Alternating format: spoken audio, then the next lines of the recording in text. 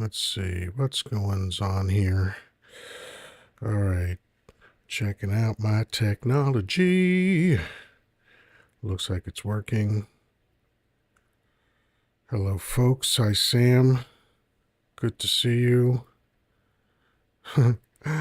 Let's see. This is interesting. I haven't seen someone do this on TikTok. Ex Tater Tots at first. I haven't seen that before on here. That's funny.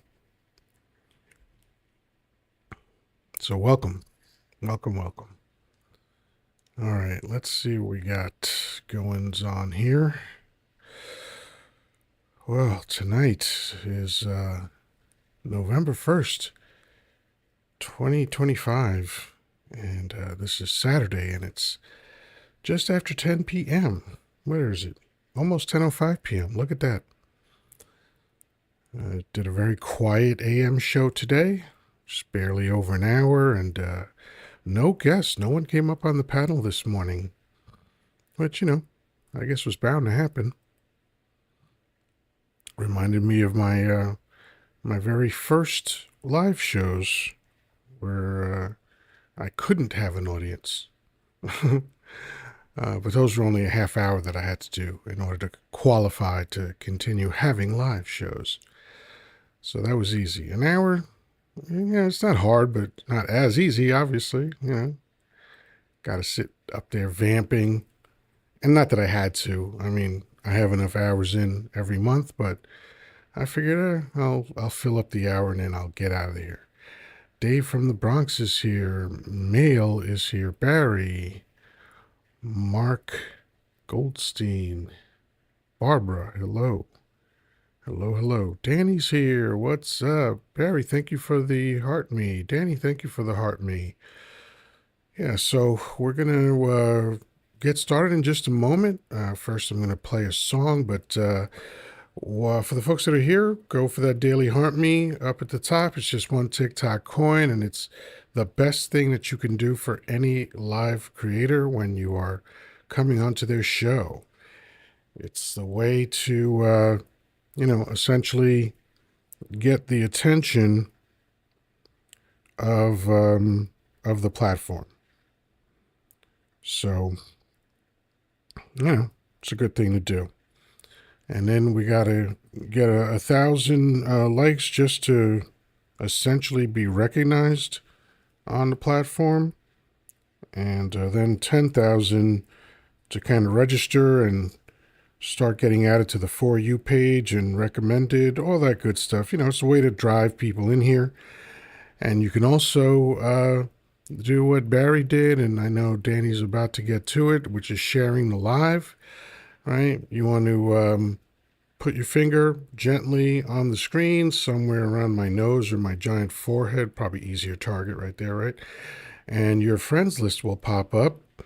And you can hit the word send that's next to their names or the list names that you have, I think 40 or 50 times. So again, just increase the likelihood that we can get some extra folks into the live. And of course, I'm happy if it's just the 7 of us, I'll live with that. But, more is better. More gives the opportunity for more interaction, more fun, more conversation, all the stuff. So let's see. Just doing the do on my other technology. There's a lot of things that go into simulcasting, and some of them are a little on the tedious side. But what can you do? What are you gonna do? All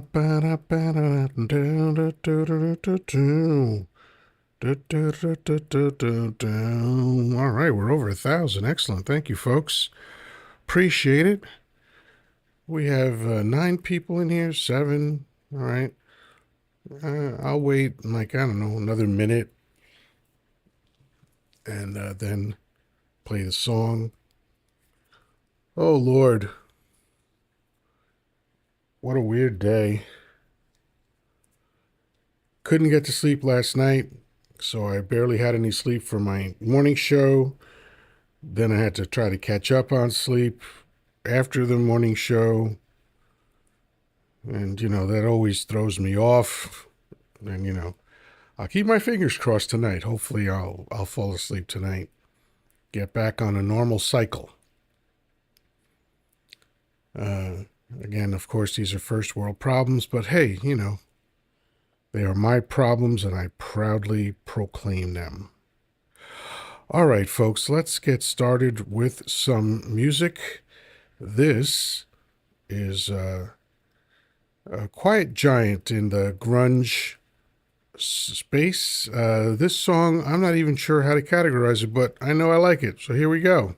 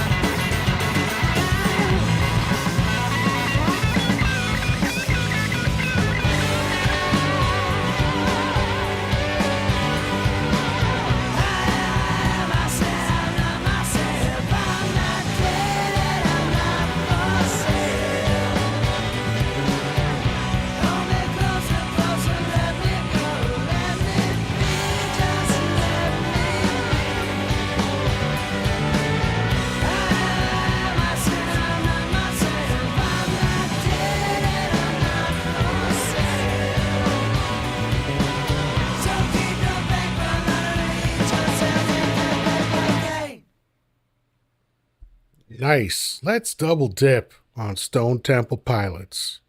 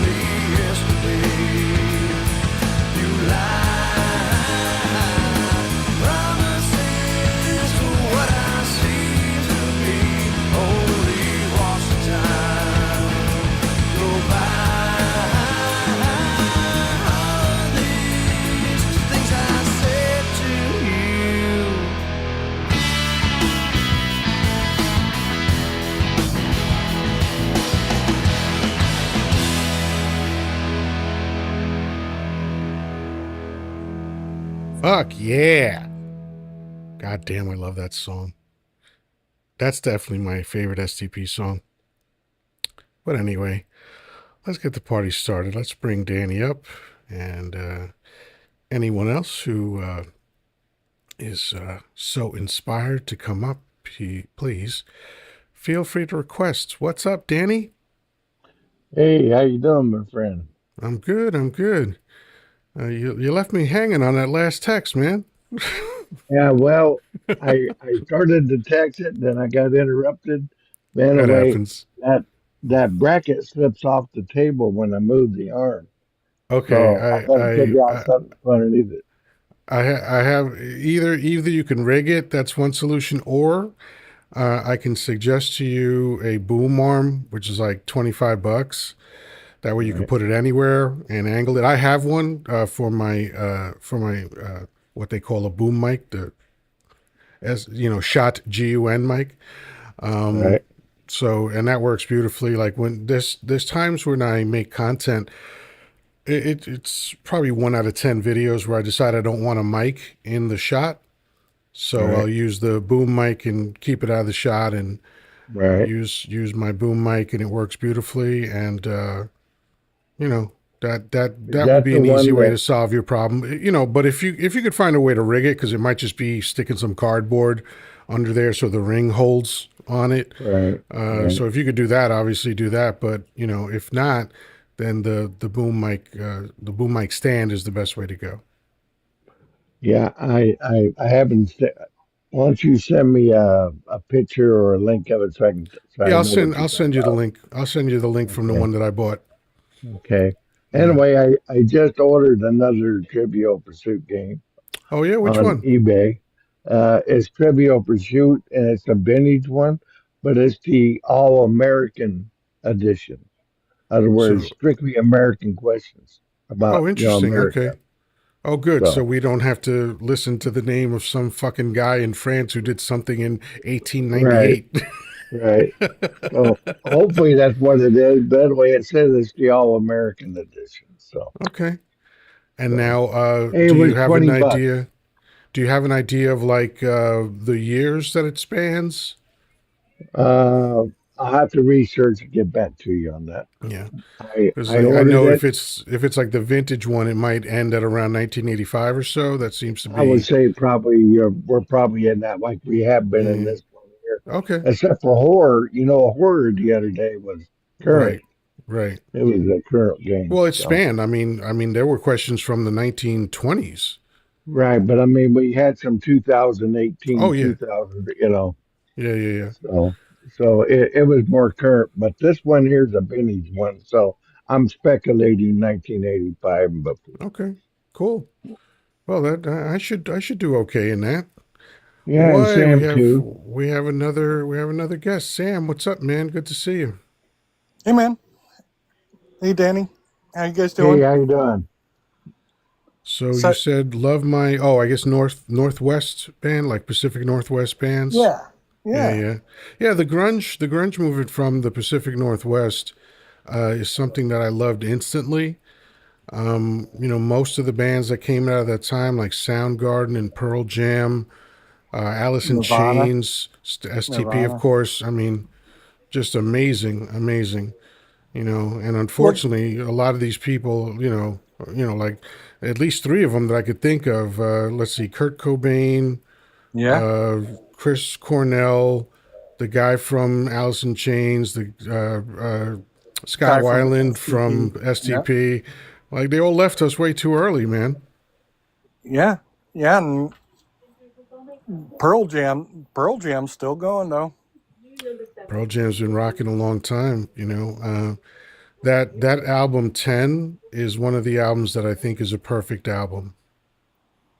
I mean, what a debut to have so many amazing songs on one album. Like the math that I used to do in my head back when I bought like cassettes and compact discs was if I got three decent songs, it was worth it, right? But like when you buy something like Boston's first album and every song is a banger, and you buy, an album like 10 where it's just like, wow, phenomenal music. And for a debut album, that's wild, you know. And I love stuff like that. But yeah, there was a lot of good stuff that came out of grunge. Any album that you don't have to press next on, it's a good album. Well, that never bothered me. But once in a while, because I was never big on buying singles. I didn't, my family had like stacks of singles next to the record player, and I always found that to be annoying. So I liked cassettes. I liked compact discs. I mean, the I only bought one record, one vinyl record in my whole life, and that is the soundtrack to Saturday Night Fever. Right? What? Yeah, my parents actually have that one. Yeah, and I brought it home, opened it up, put it on the turntable, and it skipped. And I went back to the record store and I said, "This thing skips. Can I exchange it for a cassette?" And so that was it. I never bought another album after that. And then once CDs came out, I mean, what a revelation that was. I told the story before, but I my first jazz album was by Chuck Mangione, "Feels So Good," right? And I had the cassette for years, and I just listened to it over and over again until I literally wore the tape out. And so when I went to replace it with the CD and put the CD in for the first time, I was like, holy shit, I'm literally hearing music that I never heard before. Because, CDs had so much more information on them than cassettes did, or even vinyl. And anyone that says, "Oh, I like vinyl for the warm scratching and popping," whatever, vinyl sucks to me. Yeah, I I don't give get me a it. pristine CD any day. so I so don't get it obvious. unless you're like a collector, like baseball cards or something like that, and you're like, oh, I have to have this one for my collection because Whatever. it's old. Yeah. But other than that, I don't see the reason. Like, let me throw this record on. So let me ask you a question, Yoda. You wouldn't want me to will my vinyl collection into you? I mean, you can do whatever you want. I would have to buy something to play it on. Um, Okay, then I won't do that. I you just know, thought I'd but ask the it. the thing the thing is this though, like if someone tells me that they just like vinyl records, fine. Buy whatever you like. Why would Yeah. I give a shit, right? But when someone tells me that vinyl sounds better than CDs, they are No, literally no, completely wrong. correct. I All of agree. the science points otherwise. Unfortunately, I have it all. I can't give it all up. I have the vinyl. I have the 8 tracks. I have the cassettes. I have the Yeah, CDs. I have it all. right. So, and And I I know a can lot of play. people like that. And there's a way I can play it on all of it because I have everything that plays everything. So, Right, right. anyway, I Yeah, and regress. and and there's a lot of people that are exactly like that. Every time technology improved, they just went with the next thing and didn't give up Yep. the old stuff. Which why would you? It Uh, doesn't make sense to throw uh, out your old shit, you know. well, And especially and it's the go ahead. especially the albums that I bought as a teenager that I Yeah, some still of them are have today. valuable, you Yeah. know. Yeah, So, like I threw out a fortune in old toys because I was one of those children that once I got tired of a toy, I just threw it out.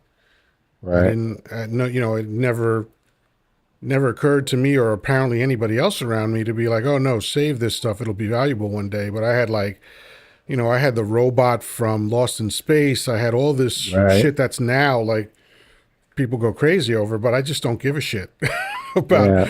old stuff. Like I get confused because in America, some old things are valuable and some old things are useless, and I can never figure out which is which. Well, my folks moved, but after I left to go to the service when I got drafted, I come home to get my shit, and it's all gone. But one thing. So Wow. my Lionel train that I had back in the 50s, it's gone. all the Yeah. models I put together, they were all gone, you know. So what can I say? And a few pictures, my autographed picture from Roy Rogers, all gone, you know. So it was just one of those things. That's okay. I Yeah. regress. I'm too old to worry about that shit now anyway. So Yeah. But I feel your pain, though. Yeah, Soaring Above Tyranny says, I enjoy digital, but love the sound of vinyl. And yeah, that's fine. I can't stand the sound of vinyl. I don't like warps. I don't like imperfections in the music, the pops and the scratches and shit. I just don't like it. I much prefer pristine sound. That's right, actually, when I do my own audio work, that's what I strive for, is to get the most pristine sound that I can. Like I spent 5 years learning how to sound the way I do right now, because I was just never satisfied. Now I'm finally satisfied with my sound, and it you wasn't like my sound sound better was, tonight than you uh, did last night. You oh, I don't know sound better why. tonight. I can't imagine I why. It's don't literally the know. same exact setup. Well, there was some popping last night. I don't know why. There was just Oh, something that going could have on. been the Wi-Fi or something. Yeah. Yeah. Otherwise, you sound great tonight. So, Yeah, that's the other issue is the packet loss on Wi-Fi. If for some reason the signal gets diluted and blah blah blah. But as right. far as like when I record something, because while I'm recording uh, on on TikTok and another platform, I'm also recording a third track of just audio. And even though the pops might go through the Wi-Fi, they don't go through most of the time. They don't go through on The the recording. audio recording. So, and Right. that's why I do that, just as a good backup. And plus, a lot of times, if there's something that I want to clip, it's hard to do it on the recorded stuff because there's a lot of background noise usually. So Right. that way, if I want to clip something, now I have pristine audio and I don't have to worry about background noise. Exactly. Took a long time to figure all that shit out, and I'm a slow learner, so. Hey, Cherry's here. What's up, Cherry? Thank you for the cake and heart me and all that good stuff. So, what's everybody's Saturday been like? Sam, what you been up to today? Oh, not too much. Started off late. Now I'm watching the World Series and seeing if the Blue Jays could lose the game, but it looks like they might take it tonight. Yeah, and now I think you were there this morning at my live, right? Oh yeah, Yeah, yeah. yeah, yeah. I try to at least come twice a day. I appreciate that, and I won't make a joke out of that line, but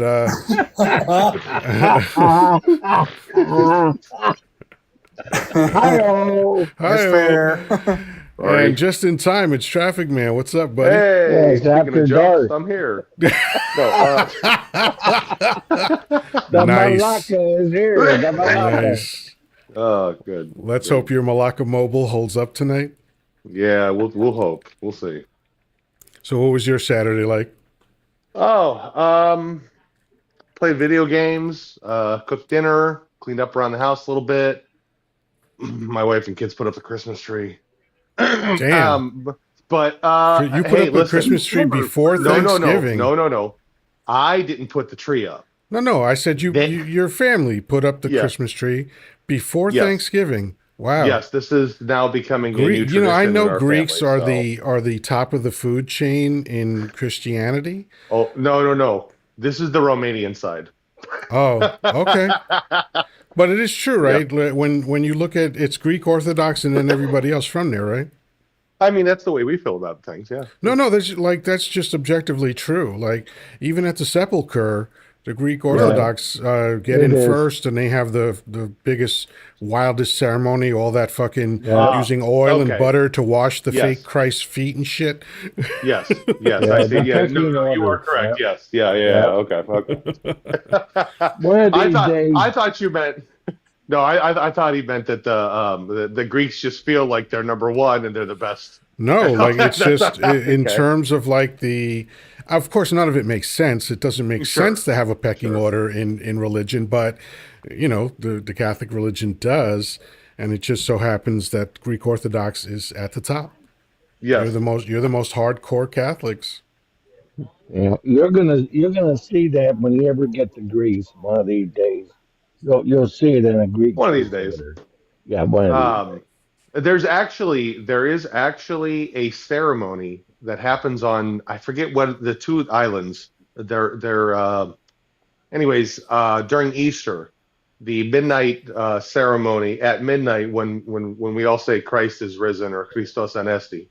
Um, Here in America, normally we just, we have some hymns and stuff. We celebrate. We drive home with a candle while we're driving in a car, and it's very dangerous to bring like the light of Christ, into your home, all that stuff. Over there, they actually go outside with live pew pews and discharge them into the air, and it's become a competition between these two islands to the point where they're almost shelling each other. Okay, so there you go. I heard about that when I lived over there. I heard about that. Yeah, God damn. yeah, The things that people do in the name of religion never cease to fascinate me. right. Mm, I think Carlin summed it up beautifully. He's like, nobody has a line of bullshit like religion. There that's you go. true. There's a guy who's got, he watches your every move. He's got a list of things that you can't do. And if you do any one of those things, you get thrown down in hell where you're going to be burned and tortured for the rest of your life forever and ever. But he loves you. Yep, Yeah, yep. yeah. He loves you all the way to hell. Yeah, Yeah, he loves you and he always needs money. yeah. Yeah. He created the I universe, but obviously just can't handle a checkbook. I was listen, I was one of those children that going through Sunday school as I got older, the logic started setting in with everything in the world. I've always tried to find some logical solution to things. And it Hmm. was very difficult for me as a child to listen to stories, especially the Noah's Ark story always got me. That and Jonah and the whale. And it was like, these don't make sense though.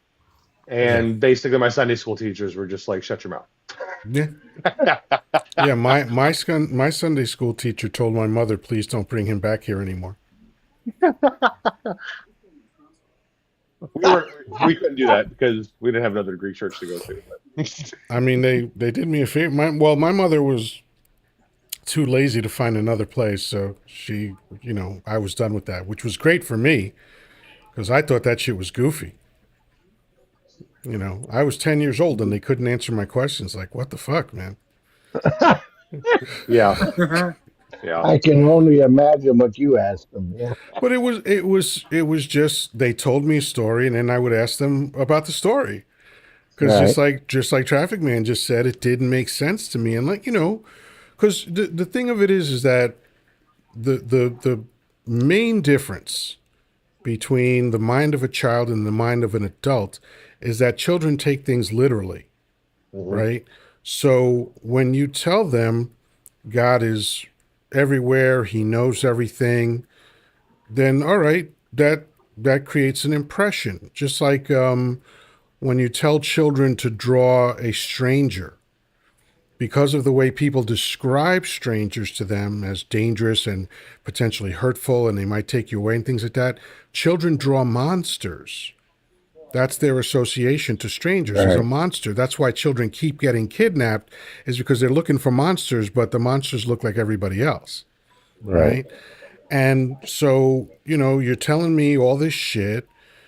And I mean, at 10, you're not a little kid, but I mean, you're trying to pass on information about your system of belief, and you tell me, oh, God is everywhere, and God sees everything, and God knows everything, and then you tell me that I got to go confess to a Jack in the Box, right? right. right. And I went, well, wait, raised my hand, right? And I was like, you said God was everywhere and all that, so why do I got to talk to that guy? And that Right. was it. They didn't want to hear it Um, anymore. fun little Yep. tidbit. So in Greek Orthodox faith, we see in the movies where the antagonist of a movie has to go uh, talk to the Catholic priest in the box and all that stuff. Right. It's a very overused trope in my opinion. But um, the difference in Greek Orthodox is we don't have that box, No. and Ah. confession is done in front of everybody that's there. Oh, wow. Right. Interesting. Right. Yeah. So I've never been. Ha! You By know. the way, Obviously. I never went either. I Yeah. never Yeah. went to confessional. And people told me, oh, well, how did you get, communion and all this other shit? I was like, I don't know. I They just give it to did. me. Like I didn't go. I Right. just, Didn't ask me. and by the way, I was the only child who refused to do confession. And they were It. pressuring me. They were like, "Oh, you got to go." I was like, "No, Well, I'm not No, I'm talking to good. that first dude. off, Doesn't make sense to me." Yeah. first off, the priest don't ask you when you go up there for your communion. Have you been to confession today? Right. They don't ask Right. you that. And same thing with So you get it. confirmation. Yeah. So you Everyone get your swore to me that you couldn't get confirmed without confessional, but I did. yeah. I'm a Yeah. Lutheran. We don't believe in that shit. Amen, brother. Yeah. That's I'm a nice. So Catholic you and probably I don't believe believe in in other that shit goofy shit. anymore. Yeah. I mean, all I'm religion Catholic. is the same to me. It honestly is. Like like I find great joy when someone from one religion looks at someone from another religion and goes, "Your shit is weird." And Right. I'm like, "Have you been reading about your shit at all?" Right. Oh my God. Here's a great example. A Catholic looking at a Scientologist and saying, you got a space alien that came down, Xenu, I think his name is, and Hmm. populated the Earth. That's fucking crazy. I was like, you got a Jewish zombie. What the fuck are you talking about? Talking Yeah. about Right. Right. And I'm not saying that to be disrespectful to anybody. It's just that's the fucking story. right. Right. Like you told me the story, I heard it, I remembered it, and now you're trying to tell me that someone else's religion is goofy, and I'm like, but yours is too, Yeah. you know. I hear you. I hear you. But on the scale of goofy, though, I still put Scientology. No, I'm sorry, I still put Mormonism at the top. Oh, absolutely. Yeah. And again, all 1000%. goofy, but I love that story. A known con man says to the town, "Hey, there's this box of rocks that talks to me, and I'm the only one it talks to. And That's so right. let's make a Yeah. religion based on this." And they're And like, "Yep, sounds good to me." and don't forget when he was asked to repeat the story, he was like, "Oh, never mind. That story's whack. I'm going to go out in the woods and find more or a different story so I can come back and give you something completely different." Yes, isn't that when he Right. came Yeah. back Right. with Christ was from North America? Yes. Yeah, I love that. And again, Yeah. that to me is not any weirder than Christ was from Jerusalem. It's the same goofy Right. shit to me. Right. And he was a white guy, according Yeah, to a white their. guy. Yeah, Yeah. I heard this one comedian said the fact that he was white is the miracle. And blue eyed, blonde hair. Yeah. Nobody saw white people for hundreds of miles around them, but somehow this dude in the middle of the fucking Middle East was white. He looked like fucking. He looked like the actor who played Jesus Christ Superstar.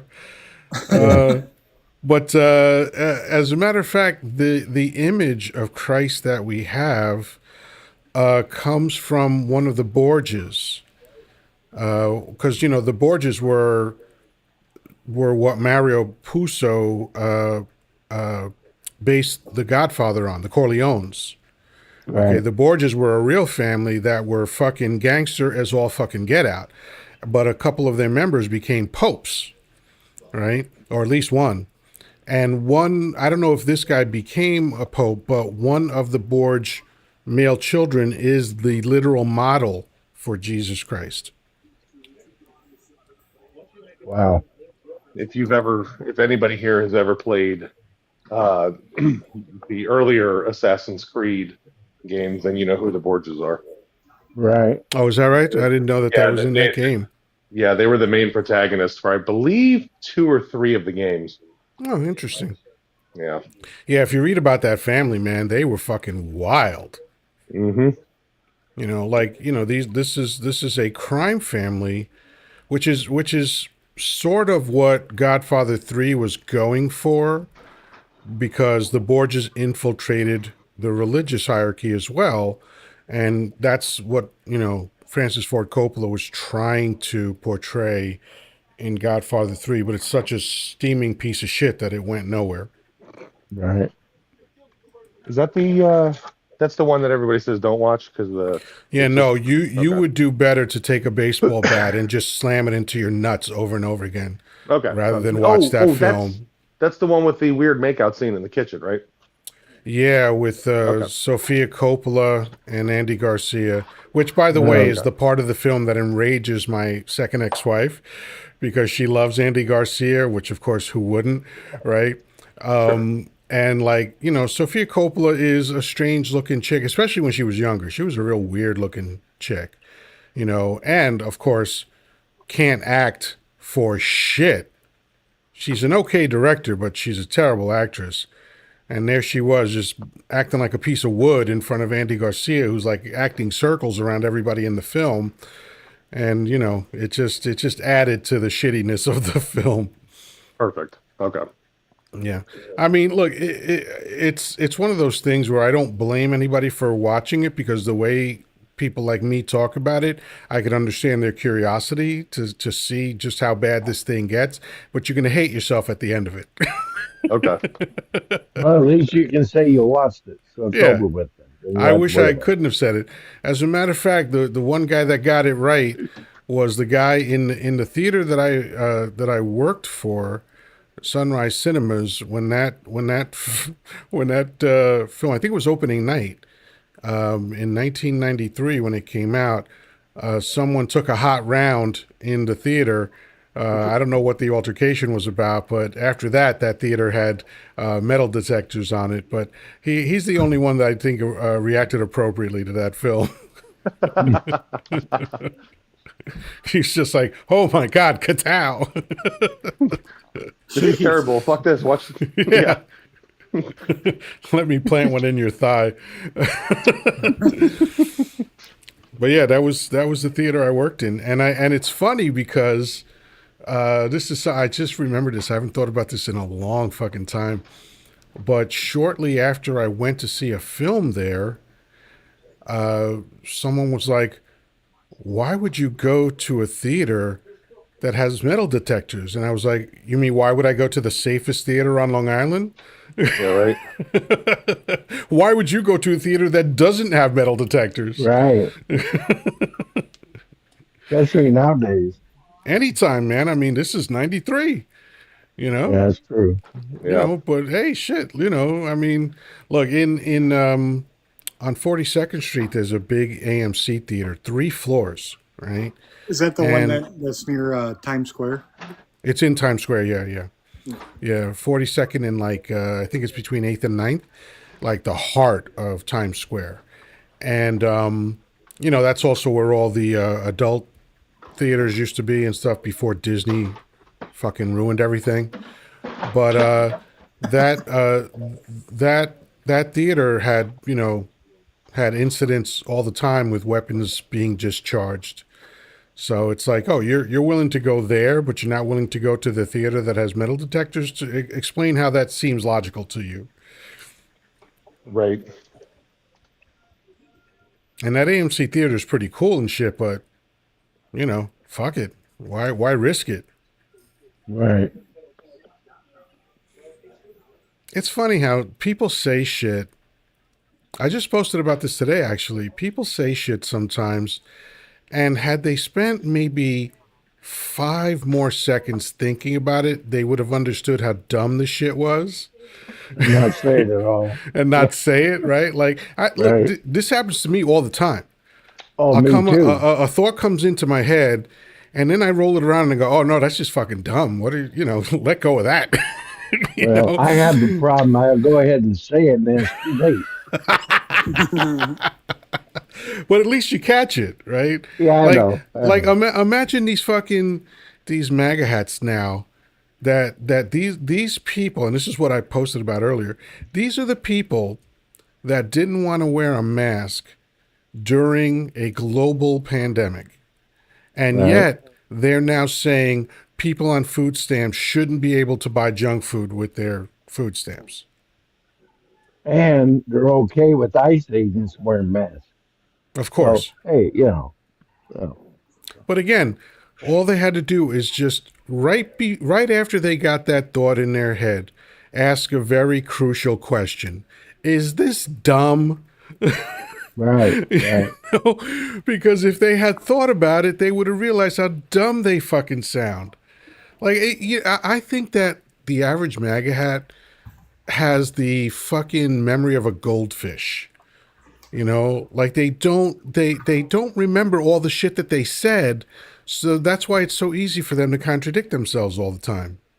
right, right. Soaring above tyranny Okay. wants to know: did Noah have floodlights on his boat? I don't know. I don't think lights had been invented by then, but I don't know No, no. if, But or maybe he had a cell phone or GPS. I don't know. but he did land at the GPS. airport to get off. That's where he landed at, was at the airport. Right. I remember Yeah, Dump said that when in he one of his stopped, there was a speeches that big during ass the Revolutionary lighthouse. War they took the Yeah, airports. yeah.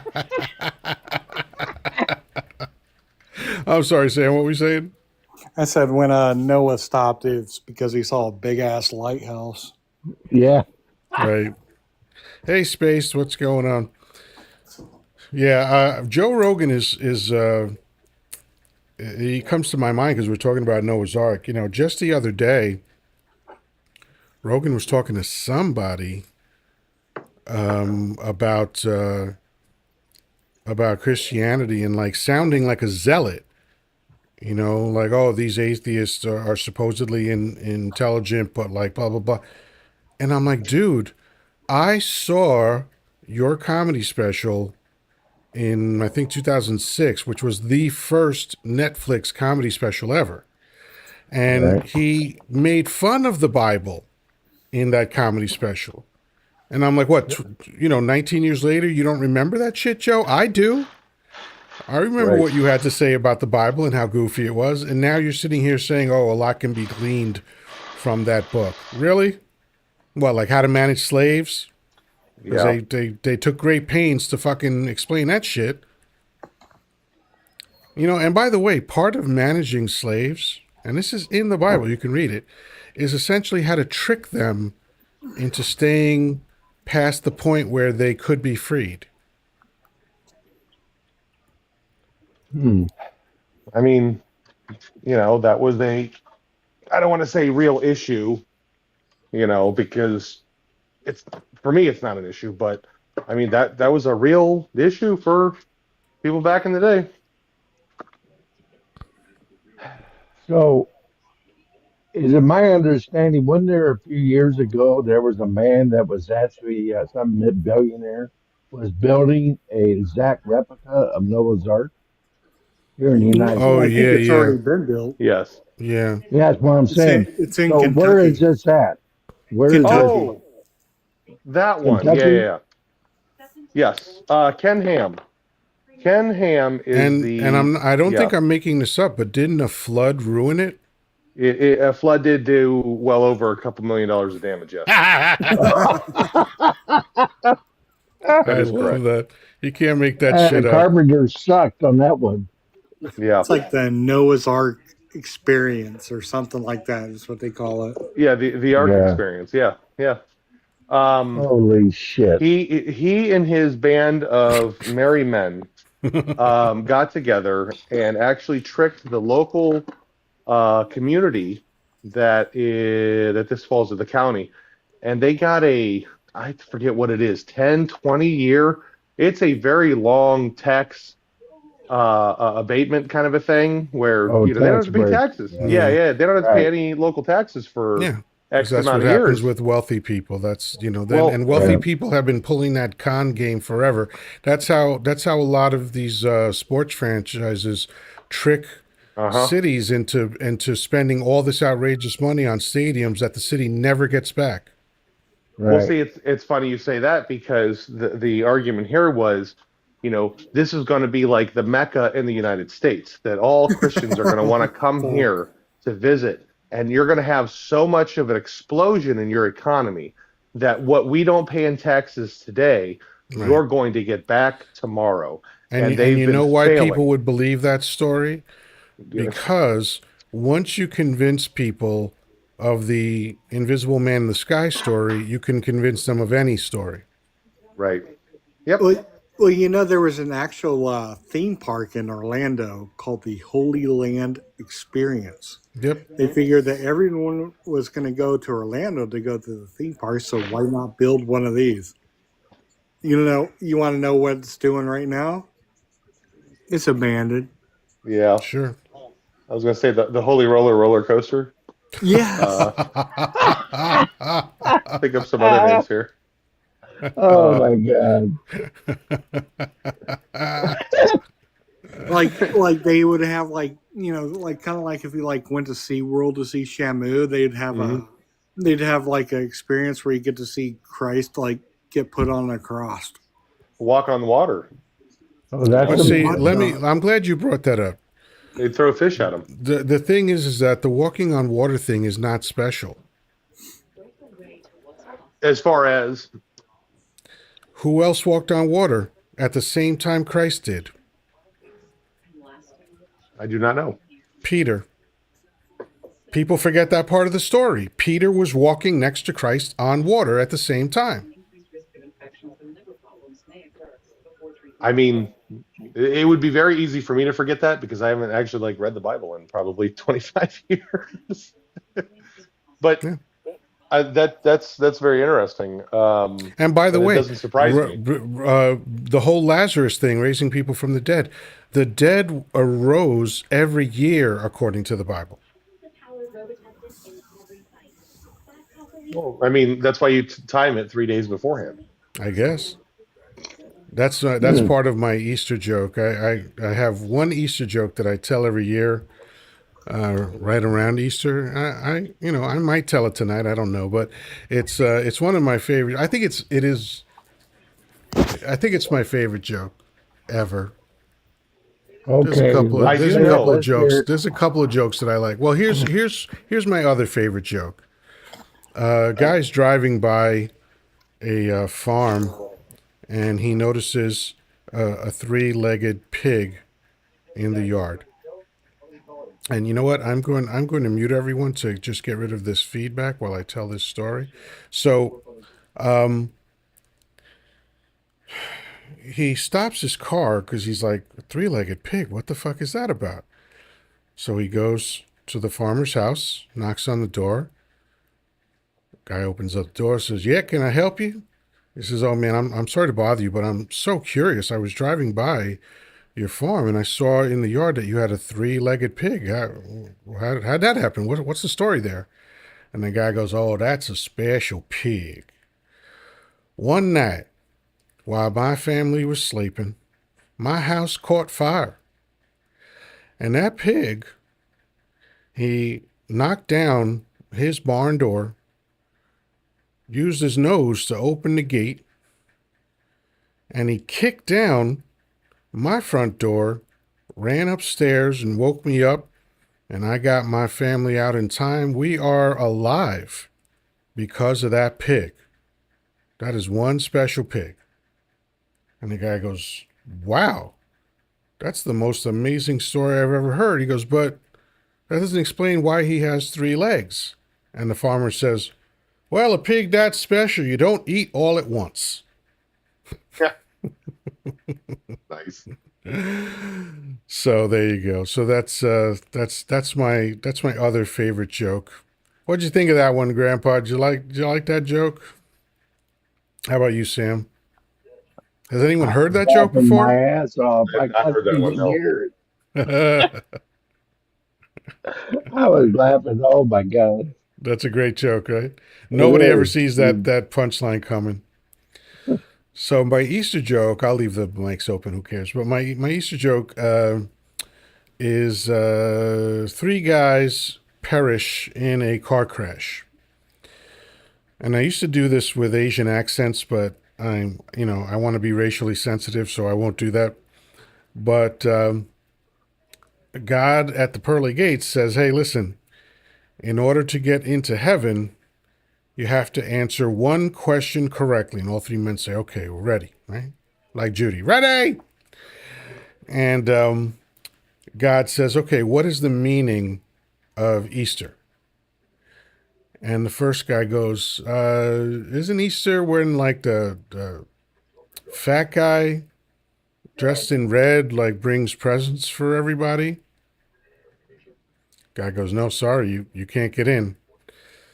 Second guy says, Easter, isn't that like a bunny rabbit that brings all the candy for the children and stuff? God goes, no, that's not it. Sorry, you can't get in. The third guy goes, I think I know this Easter.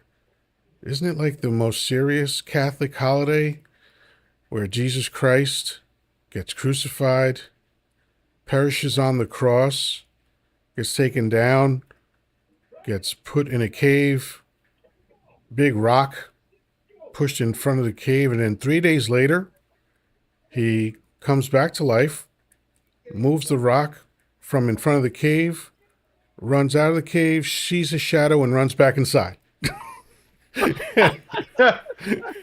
And God goes, close enough.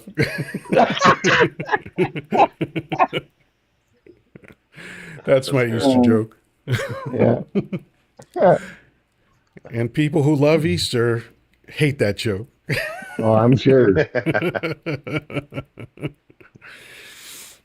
Yeah, I used to do it with I used to do it with three Japanese guys, and I would do the Japanese, the Yeah. very Yeah. archetypal racist Oh yeah. Japanese Oh yeah. accent, and people were like, "Hey, man!" So I stopped doing it, but it There is was funny. there was back in the day when I used to watch the History Channel before it was uh, Pawn Stars and all that. They had covered the resurrection of Christ because at that point it was like biblical calamity and WW2. But there was an alternate telling of the resurrection, and instead of like the two guards getting knocked out and the witness and all that stuff and him resurrecting into heaven, the way this one went was that it's kind of the same thing happened. However, he then grew so big that like literally he grew as I want to say it was as big as the sky, as what they said in the word in the story, and then he like became this giant that would like roam the earth. But he went to the other side of the world where nobody was, because apparently nobody else at that time, their understanding, nobody else was over there, I guess. And that story kind of stuck with me with the whole idea that other people had other stories too. Like this wasn't just this is the story. And yeah, it was kind of funny imagining Well, Jesus becoming so all of the big. stories of the Bible have a lot of holes in them. Like Yes, the fact that Jesus disappeared at age 12 and didn't reappear until age 30. do anything of significance, correct? Well, we don't know. It literally nothing is mentioned. It's like, here he was born in a manger. He became, a preacher by age 12. Age 30, and it's like, well, wait a second. Wait, you skipped from 12 to 30. There's not one Right. thing written about that at all, which I assume was King James' work because, there are over 13,000 differences between the King James Version and the Sinai text, which is the Right. oldest text. Also, what I found fascinating is the guy who claimed the body of Christ.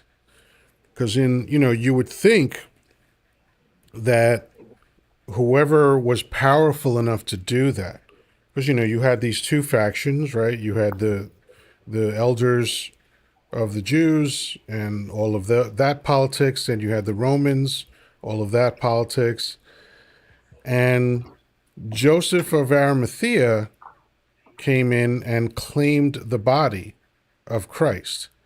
And there's only one sentence in the Bible devoted to him. Yeah. That's kind of weird. Yeah. Yeah.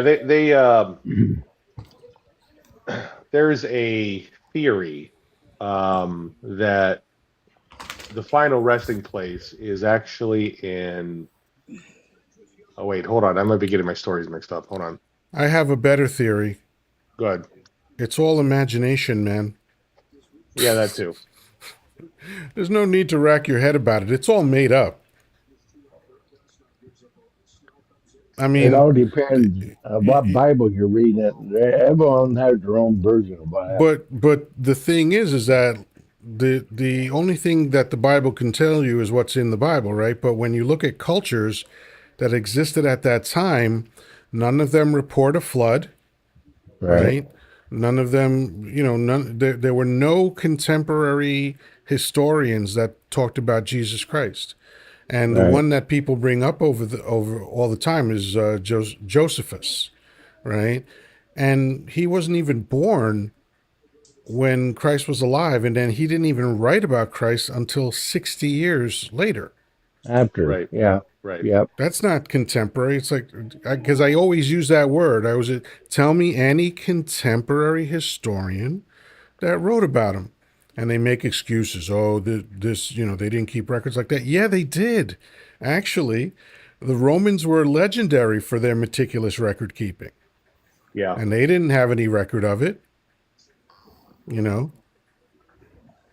And plus, the stories are fucking, like, they're really bizarre when you stop to think about them. Like, what happened to me is once the spell was broken, I started hearing these things in a different way, right? Because when you listen to the guy in the front of the room tell you the stories, he knows that you're not likely to read about these things, right?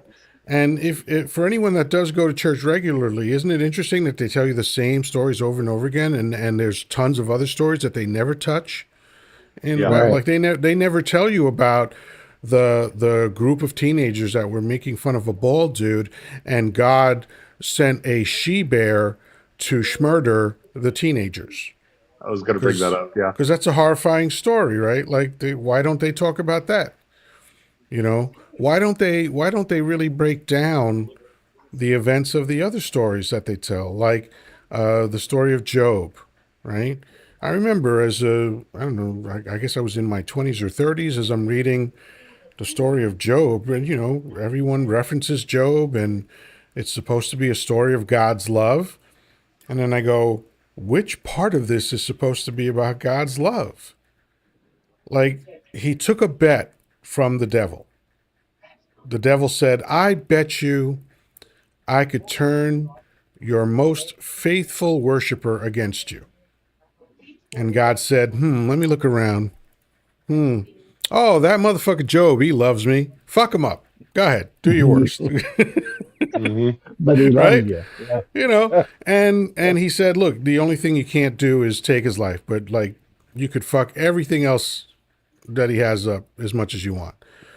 Schwacked his family, schwacked his servants, schwacked his livestock, took all his wealth, riddled him with disease and pestilence and boils and all that other shit, right? And of course, Job was like, I still love you, Lord, right? And God was like, ha, I win. And people go, oh, isn't that a beautiful story? And I'm like, what part? What part of that Yeah. sounded beautiful to you? Well, God restored everything. I said, no, he didn't. He restored his livestock. He restored his family. He restored his land and his wealth. But guess who he didn't restore? You fucked up the count because he didn't restore the servants. They were just gone. Right? Oh, Right. what a loving, beautiful story. Or how about this one? How about Sodom and Gomorrah? Right? Mm. Two angels come down and they are welcomed into, I think it was Lot's home, I might be mistaken about the character, but they were welcomed into his home, and the townspeople, the men of the town, demanded that the angels come out so that they could grape the angels. Okay, and the guy was totally against that. He was like, "Whoa, whoa, whoa, whoa! You can't grape the angels, man. That's fucked up. How about my daughters?" Yeah. He's just like, "Here you go." Right? And then Yeah, take that instead. later on, his daughters got him drunk and performed acts on him so they could steal his essence. What a beautiful story. Oh, Celtic, how you doing? Hey, how are you this evening? Excellent, excellent. Where we somehow got on the topic of Bible stories, and let's see what else. I think my favorite story, my favorite illustration of God's love, has to be Noah's Ark, right?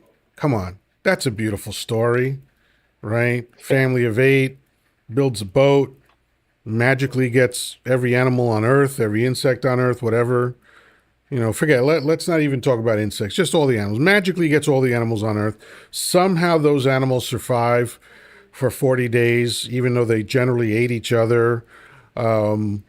Whatever. Somehow this family of 8 managed all of that, and then of course, after 40 days of this deluge, they see the dove with what was it, the olive branch in his beak and all that Right. shit. Oh, Hmm. what a beautiful story! Unless you count the fact that everybody else on the earth was drowned. Yep. Very. Yeah. Well, don't forget the Yeah, dinosaurs were there too. Yeah. And cleansed the earth. It cleansed the earth Yeah. accordingly. Yeah. Hmm. Wow. And like George Carlin said, if you could sell people these stories, you could sell them on anything. That's That's why right. you can sell people on, oh, immigrants are here to take your shit. Billionaires love you and want to take care of you. I do love Yeah. the what's the word I'm looking for? The trying to explain how that story was possible in recent years. There have been a lot of church leaders that would explain that apparently there was ice that was up in the atmosphere, and that's what came down to the earth and was turned into water. Like, Sure. so, yeah, hearing and so,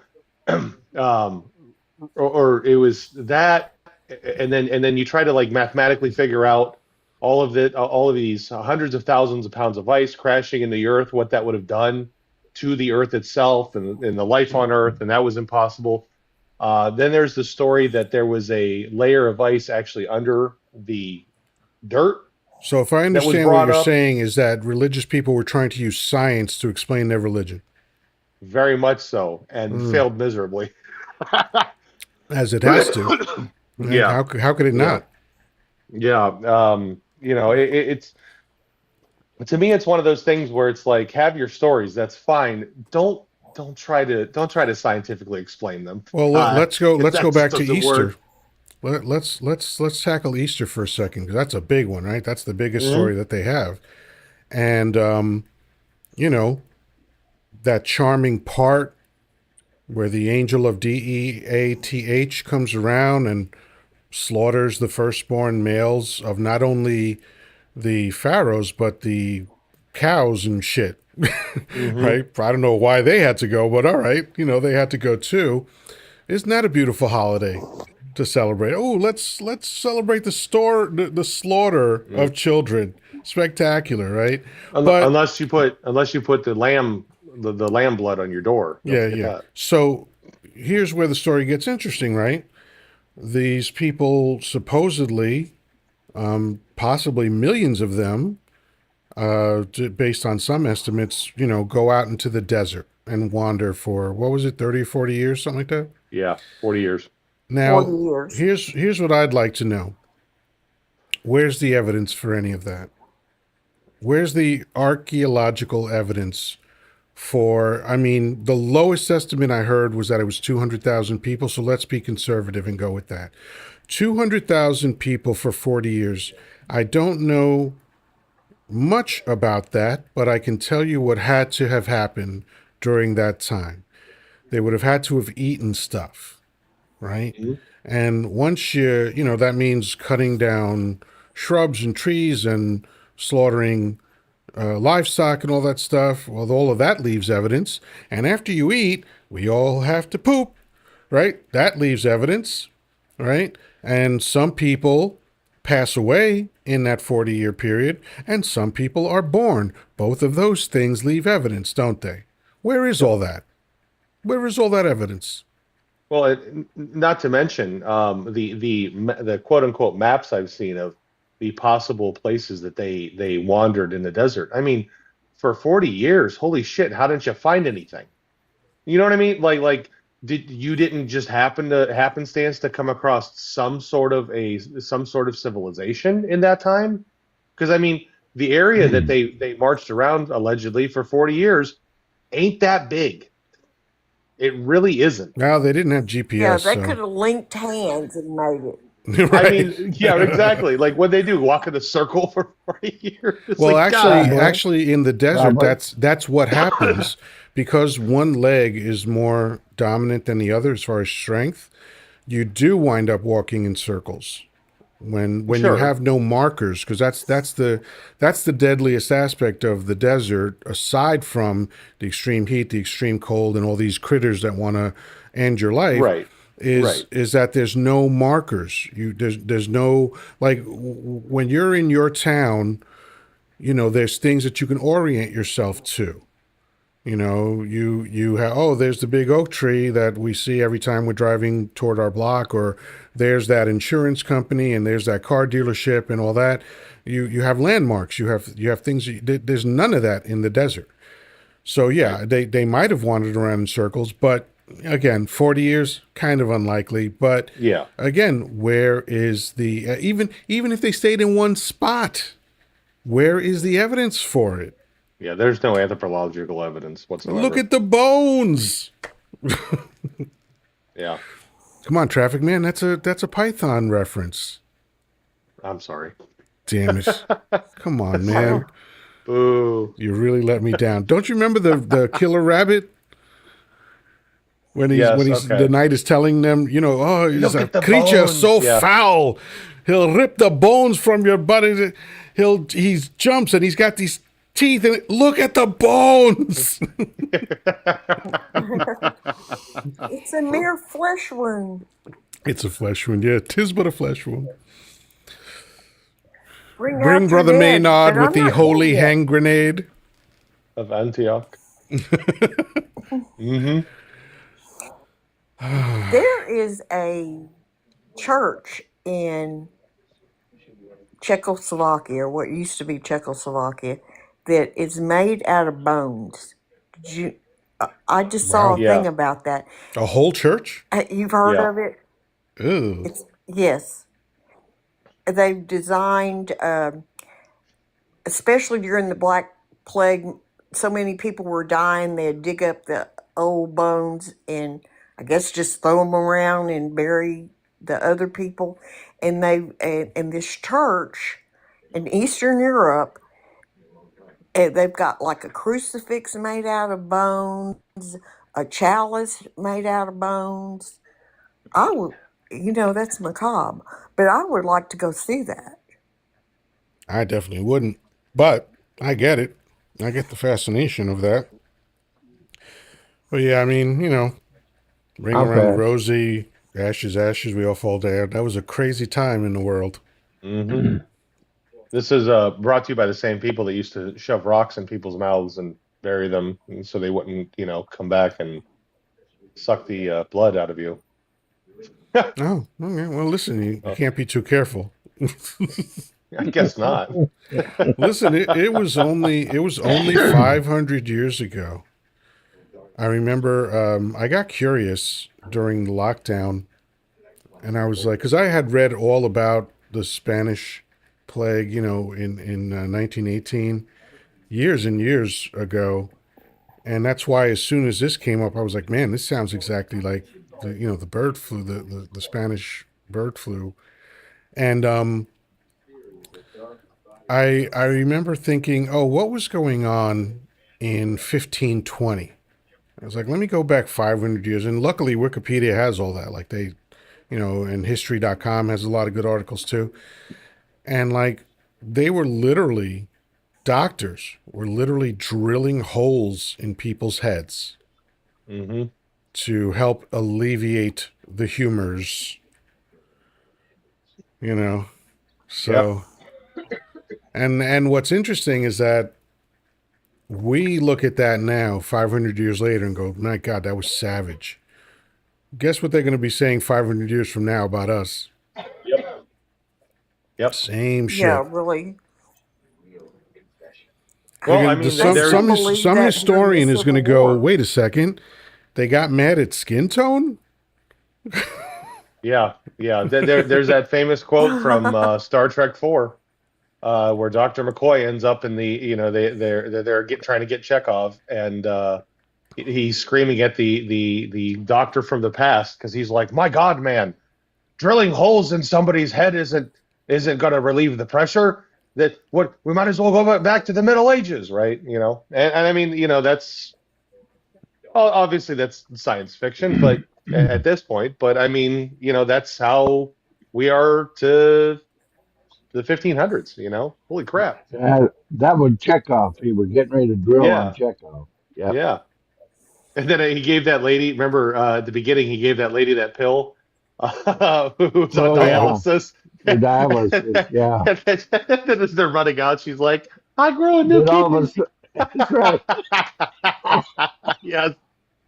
Oh, I thought you were going to Oh say it was some kind of space roofie. no, no, no. But They had that too. yeah, yeah. Yes, they did. There was a common practice back in the Middle Ages where they would take. I don't remember if it was lead. It was some sort of a metal balls, and you would consume them if you had an upset stomach. And then to like clear yourself of the bad spirits in your stomach, you would eat these, and then you would then vomit because your body would be like, your body would reject this, and it was It must it have been was common something. practice. It must have been something more than just metal, because I don't see why metal would make you vomit. I Let me look this up. It's well, and speaking of medical miracles over the last, I mean, it was just what 120 years ago, the doctor that was like, if I wash my hands before going Oh, that was into, way before that. what was That that, was that. Yeah, that's much older than that. 1847? Uh, I want to say it was the mid 1800s that he was like, oh, hey, if I wash my hands, the mothers in these babies don't unalive at a higher rate anymore. right. And And by the way, he was called a quack. yes, yeah, exactly. The other medical professionals, if you will, at the time were like, you're nuts. That's not how this stuff works. It's just that's the way things are. Yeah, I think I posted Um, about this guy. His name was Ignaz Semmelweis, a Hungarian physician. So yeah, it was the 1800s. It was the 1800s. I knew it wasn't. I knew it wasn't like 100 and change ago. It was the 1800s. But yeah, he realized that. I don't know how he came to the conclusion, but he was just paying attention, and that's what humans are really good at, is pattern recognition. So he put together the pattern between cross contamination and mortality. yeah, yeah. What I was referring to was the antimony pills. Yes, it would swallowing the a ball made of antimony would allow you to purge yourself of whatever was making you ill. Antimony, is that ANTI or ANTO? Mony, yes, ANTI. ANTIMONY. Yeah, Antimony. I think I've heard of this before. yeah, it would clear out the bad humors. Interesting. When it was probably rotavirus or rhino, or what is it? Rotavirus, and what's the other one? Well, The stomach rhinovirus bugs. is definitely one. But Okay, yeah. stomach ones. Oh, I forget. It's But rotavirus, and yeah. Anyways, yeah. the one thing that I was But actually actually, very upset about. they weren't far off because, like, like we know, for instance, like my stomach was bothering me earlier, so I Hmm. just took some fiber, just Yeah. raw fiber in water. Um, I don't buy that like Metamucil shit because that's just chemicals. But I buy psyllium husks, and Okay. fiber is something we know that it's very healthy. We know it's very necessary. We know that food in America is lacking fiber at a level never seen before.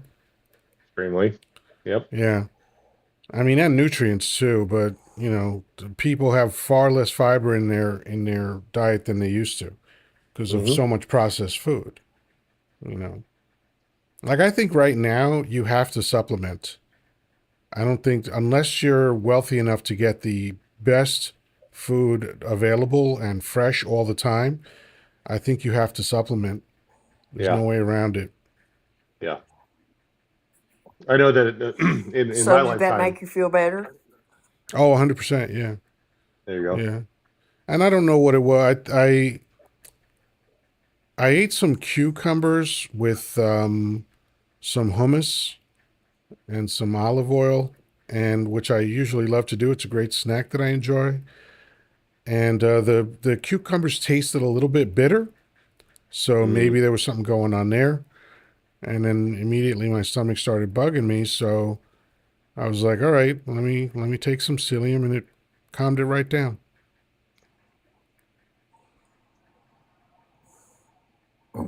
I'm It making Nature, worked. my baby. own vanilla extract. Oh yeah. Yeah, yeah. I How does one ordered go about some. doing that? Okay, I ordered Madagascar vanilla beans, Mm-hmm. um, and the grade A ones, and then you get those, and you can split them or not, and it takes about five, and you put them in a jar, and then you need at least 80 proof liquor, either a vodka. I like to use Kraken Spice rum, and you pour that over the vanilla beans, and it takes about 90 days to make it, and every couple of days you go in there and shake it, and keep it in a cool, dry Yeah. place. So it I just have basically these ferments over 90 days? apothecary. Yes, Hmm. and it's the most fantastic vanilla. uh Vanilla is very expensive, and it's hard to get. Mexican vanilla is good, but like if you do a lot of baking, and I do a lot of baking, um, it's just the most fantastic vanilla,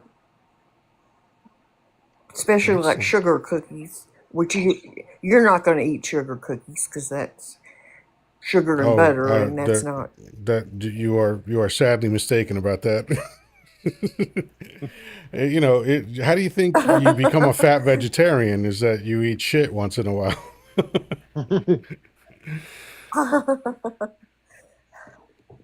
But anyway, I'm making that, and I'm going to venture off into doing some olive oil that's flavored too. A lot of them call for rosemary. I can't stand rosemary. I don't like the taste of it at all. Yeah, I like how You've been Italian But married for restaurants anyway, 23 season their years. olive oil. I What can was that, agree with Danny? you, Chelsea. I was married to one for 23 years. So, yeah, I can agree with you on Rosemary.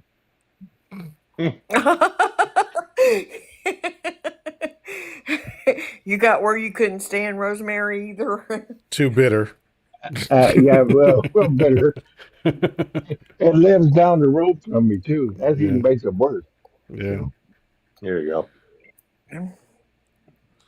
yeah. What one of the modern medicines that I was really hoping for soon. Um, norovirus is the other one that I was thinking of, which is the adult version Yeah. of the rotavirus. Um, the with the large scale deployment of the mRNA vaccines that we were using for COVID and stuff like that. Vaxes. Vaccine, C19. sorry. I should know better.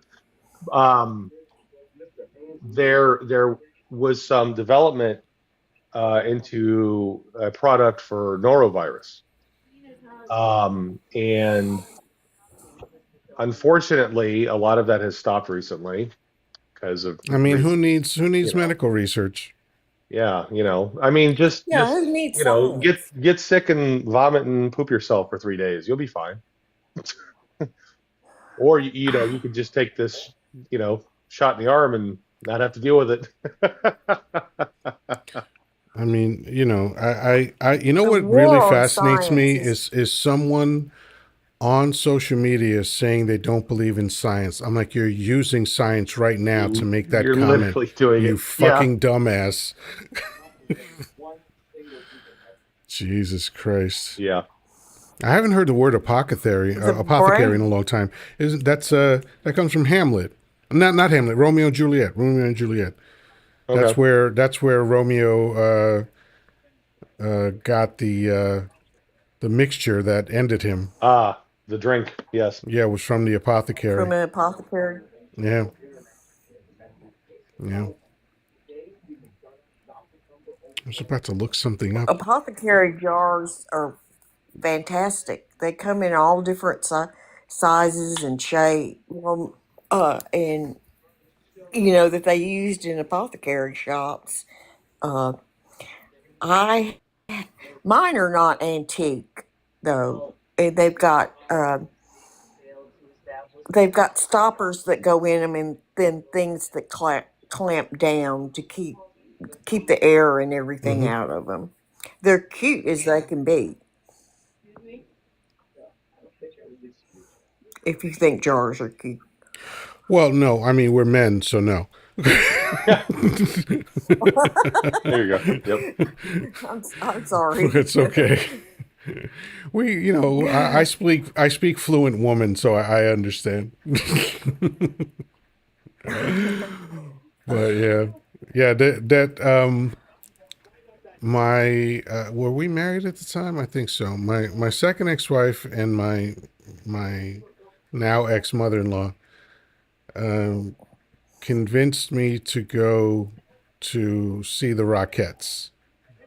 All the while, I'm like, I I have no interest in this. I don't know why you want me to be there with you. I'm not going to enjoy this at all.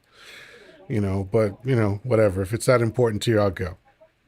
And by the way, that was the last time that I allowed them to do that, because I'm sitting there, I'm watching a bunch of chicks kick in unison to music, and at the end of the show, they turn to me and like, "Wasn't that amazing?" And I'm like, "No, of course not."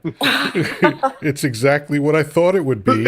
Chicks kicking in unison to music. There's nothing amazing about that to me. And they're like, "Well, what about the outfits?" I'm like, "I'm a man. I don't care about their fucking outfits." Well, Yeah, but who that's won good. tonight? The Blue Jays or the Dodgers? Who won? Oh, is it over? Do you know? Is the game over? Uh, I don't know. Maybe someone in I the just chat know they're knows. playing tonight. Hashtag sports ball. I'll look it up. Yeah, I could not possibly care less. So I haven't. Oh, Big Star says it's tied. Ooh. What inning are they in, Big Stars? Is the series tied, or is the? Oh no, they are in the bottom of the ninth, 4-4. There you Got it. go. All right. So if the Blue Jays win, Yeah. they have the World Series. If the Dodgers win, they have the World Series. So there you go. Oh, this is Game 7. Yep. I Okay. guess it is. Wow. Okay. But more importantly, Kansas City is going to beat the crap out of Jared Allen and the Buffalo Bills tomorrow. Yay! Yes, we are. Go Ugh. Chiefs.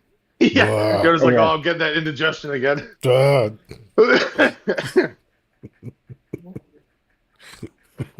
4-4. I'm gonna Bottom of the ninth.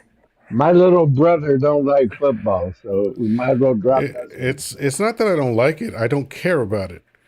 Okay. I'm completely apathetic. Like I Yeah. used to play it. It was fun to play. I get bored watching it. I get bored watching most sports. Even like I played basketball. That kind of bores me. I I yeah. sometimes will watch the NBA championship, but I find it so boring because the game has changed so much since when I played. Like all of these rule changes, man, it's like it's almost completely different. And it's just, people just walking down, scoring, and walking down the other side, scoring. And then, like, there doesn't Yeah. seem to be that same level of strategy and all that used to be. And, like, football, all these rules, like, you can't breathe hard on the quarterback and shit. Like, what happened there? I can't watch baseball, basketball, or soccer. And I used to play all of those and love Yeah. them. I love those, and I would love to play any one of those sports again. But I watching it watch soccer from a once in a blue side, oof, moon. I try to catch the World Cup, because it's an incredibly difficult sport, and it is yeah, still the most popular sport on earth. hmm And I played that too, and I loved it. That's aside from martial arts, that's my favorite sport. I like hockey. Hockey is soccer on ice. hmm Yeah, Yes. same rules, almost And exactly they the get same in Actually, rules. fight. Yeah, I I don't. That's the used to thing I don't love. like about them. I don't like the fights in hockey. I used to love to watch the roller derby Mm. because it wasn't fake. They weren't faking. I mean, when those people start slamming them against the rail and hitting the person behind them to keep them from coming forward, and then the scraps they get into in the middle of the goddamn the derby circle there, it was real.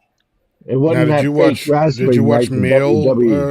Did you watch male Both. roller I derby or watched both female? of them. Mm. Both of them. I just liked roller derby. I just thought it was real.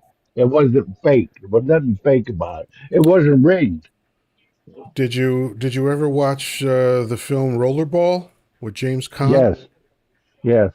They did a remake of it, which was pure shit, but the original Right. one But was pretty the cool. original was good. Yeah. Yeah, yeah, they based that on roller hockey or roller Yeah. derby rather. And I the wish one they'd bring that back. I really do. It was a good sport. It was a lot of fun to watch, but they don't. the one Beth says sport she I used likes to get a lot of bowling. ridicule for. Ooh, Oh, I'm bowling. sorry, What? boxing, boxing. Ah, Ugh. Well, yeah. back in the day, that was good. And they Mhm. say that was good to watch. Yeah, the one thing I get a lot of ridicule for being a automotive enthusiast is like, well, why don't you like NASCAR? NASCAR's boring. It's one of the It most is boring very It things I can boring. really is think of. boring. And to be honest with you, I'm more in like the drag racing side of things, but like even professional drag racers, and listen, I understand there's a lot that goes into that. But they're down there in 4 seconds. Okay, great, whatever, fine. I like watching the amateur people because there's more competition Exactly. at the lower Exactly. levels than there is at the high levels at this I feel point with that a way Right. lot of about these. adult films too. It's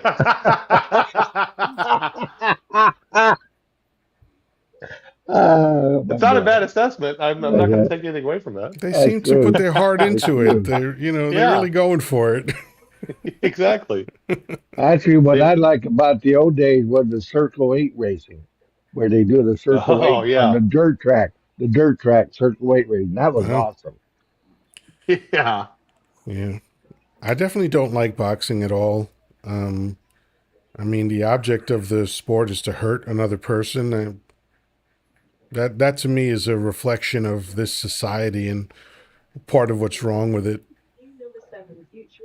Yeah, I Yeah. think the only time I ever really tuned in as an adult to like watch boxing was that match against was it Jake Paul and Mike Tyson that was on Oh Netflix? Lord, you started at the bottom. Oh, I did. No, I did. And I was like, all right, I want to see Mike Tyson as a 63-year-old man, knock the living crap out of this guy. That was my whole intent. But it was the experience that, Netflix could not handle the amount of people trying to watch it, and like every 5 minutes it was buffering, and you'd miss Oh, a really? section of it. Yeah, it was an awful experience. Well, But I will say this as someone who's been in martial arts for pretty much my whole life, I was fascinated by Tyson because he was something different. I hmm still hated boxing, but he was fascinating to me. The amount of torque that man got into his movements is just something that's amazing. I mean, it's unfortunate that he's using that torque to hurt somebody, but like when he fought Spinks, I remember we hmm watched it live. Now, what I recall about Michael Spinks is that he was an Olympic champion, a gold medalist, and in his career as an amateur boxer, and then a gold medalist in the Olympics, and then as a professional, he had never been so much as knocked down. And Tyson took this dude out with a body shot. yeah, And Wow. here's what I remember vividly. I'm watching, it's the first round, and Spinks looked one way when he started the fight, which is the way he always looked. Then Tyson caught him in the jaw and he looked a different way. I saw fear go across that man's whole body because he did not know what he was stepping into the ring with. He didn't know. He assumed it was just another boxer. He was stepping into the ring with a mythical creature. yeah. And this fucking guy rocked him so hard, and then just a few seconds later, caught him on the side and took this motherfucker out with a body blow. You know how rare it is for a fight to end from a fucking body blow in the like first round, or it might have been either round one or round two, some shit like that? That's fucking insane. I think I'm trying to think. I'm I gonna think it have to go was. watch that on YouTube. I gotta look this up. How long did the Tyson? Oops, maybe spell right. That would help. Come on. Did the Tyson Spinks fight last? I think that I'm currently Tyson watching broke the abridged Spinks version. two of his ribs on his left side when he hit him. It was such a shock to his body when he hit him. It broke ribs. That's why he 91 went down. seconds. 91 seconds. That's all a guy who had never been knocked down, a gold medalist. That's how long it took Tyson to take this dude out. There's the body shot. I think it broke his top of his ribs, if I remember right. Afterward, that we found out, and that's what took him down. The By the way, pain of it Well, both of alone. them were undefeated. Right. Mike Tyson's voice is unfortunate. Well, it's only unfortunate if people pick on him for it, and I doubt they do. Yeah, yeah, Well, yeah. Fuck, Well, gentlemen, man. I'm Tyson going made to bid $22 you million. adieu. dollars. Oh, Lord. Pleasure having you. Always happy to have you come up and share your thoughts Yeah, with it was us. good to I see always you. enjoy it. Thanks. Have Yep. a Thank Okay. wonderful you. have a night. good Good night. night, y'all. All right. Good night. Yeah, $22 million Tyson made for him. Spinks did okay with 13.5 million. But I'm, yeah, now the only significant difference is that Tyson was 21 and Spinks was 31.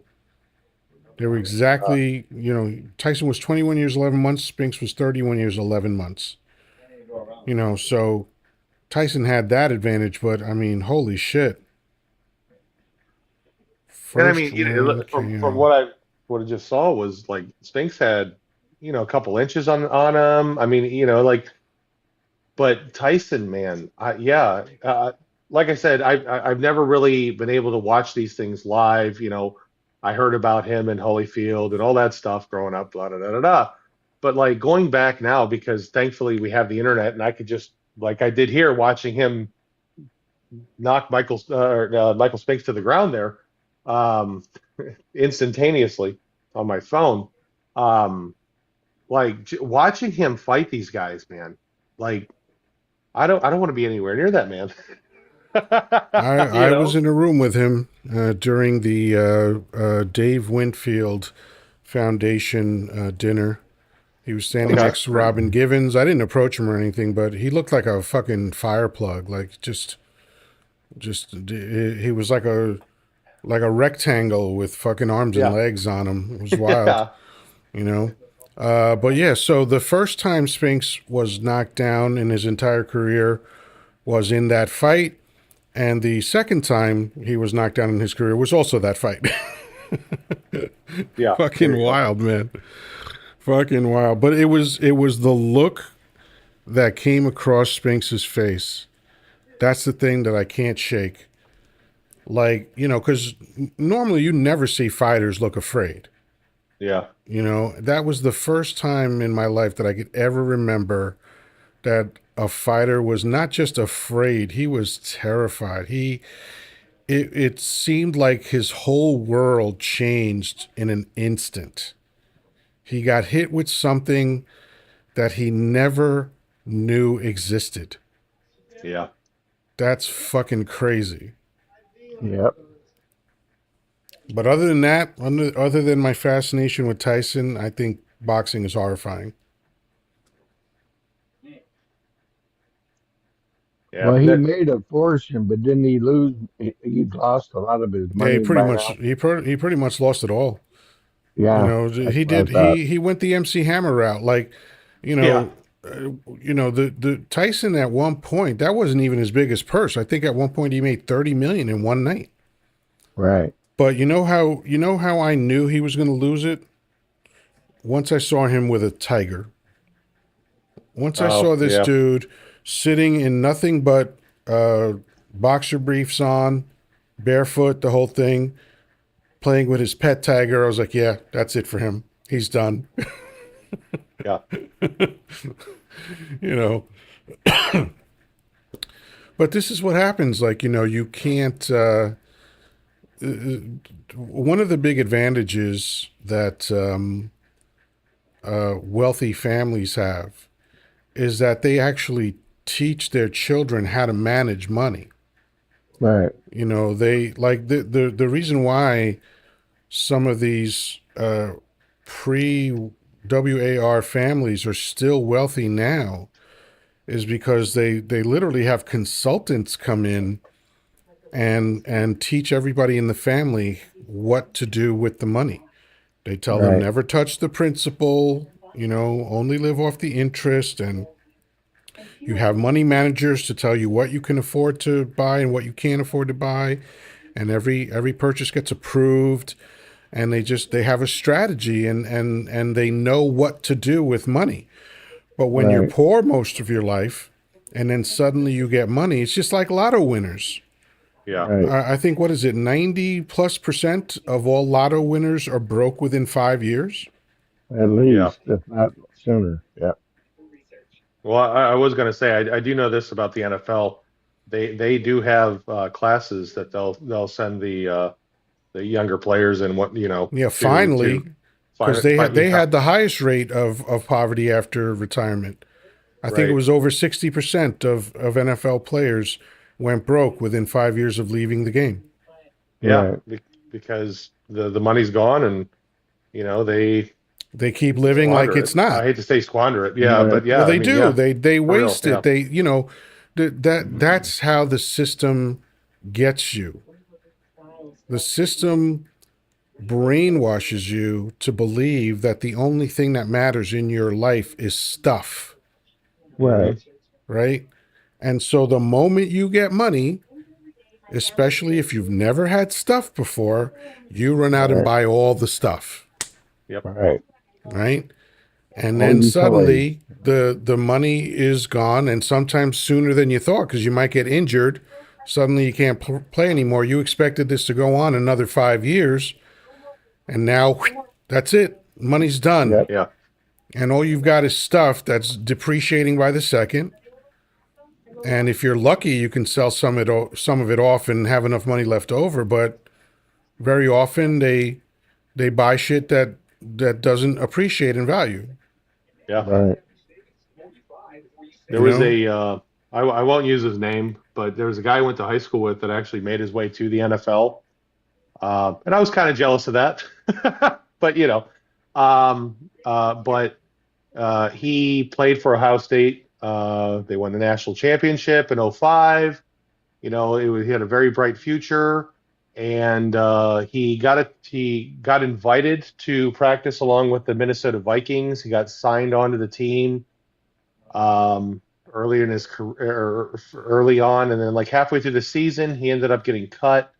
And then he went and got invited to practice with the Tennessee Titans, but that didn't really do anything. And he came back here to Ohio and found himself at the bottom of a bottle. And now he's in prison for running somebody over with a car. sounds As like a Bruce Springsteen song. Jesus. I mean, it sucks too because like, the guy that I knew in high school, I haven't seen the guy in 20 years other than in the news, but like the guy I knew in high school, you look at this and you go, holy shit, man. Like this doesn't sound anything like you at all. Like what the fuck happened, but that's how this shit happens. Next time you tell that story, I think you should have Thunder Road playing in the background. Yeah. Yeah. The screen door That's a good idea. slams. Mary's dress waves. Well, That, by the way, is my favorite Springsteen song. Thunder well, Road. he was down in yeah, you have to specify Thunder Road with Springsteen because some people might get confused by Garth Brooks. But yeah, right. There was an incident where he went to a bar for some Ohio State thing as a college alum. He went to and a bar for some he got Ohio really, State really drunk. thing. He got really, really drunk. But He he was got smart really enough to call drunk an Uber. and he lost all control. Well, so what had happened was on his way out of the bar, he ended up shoving somebody. I don't know, remember if it was an employee of the bar or what it was. I forget. But he ended up shoving somebody, and the Columbus police were there, and they were like, "No, get out of the van. We need to talk to you." And you could see it in his face. It's that moment where you're so drunk, you really don't know what you're doing, and like he went to shut the door of the van. He wasn't doing it intentionally. He was just like, oh, the door of the van is open. I should shut it so we can go. And he ended up shutting the door on the van on the Columbus police officer. Shove the wrong guy, and the police came. Shut the door on his arm and got thrown into jail. Listen, I'm like that AI video I said I was going to make last night. Maybe this is a country song I need to think about. The whole thing is a fucking country song. Jesus. So you're not gonna make that video, or are you gonna make that? Malacca Mobile. That's right. That's right. I had to look up my notes to see what it was. His notes.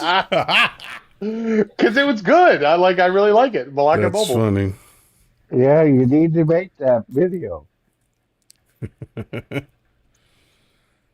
Yeah, I have a buddy who the first electric guitar I ever held in my hands was his. I think I was 12 years old.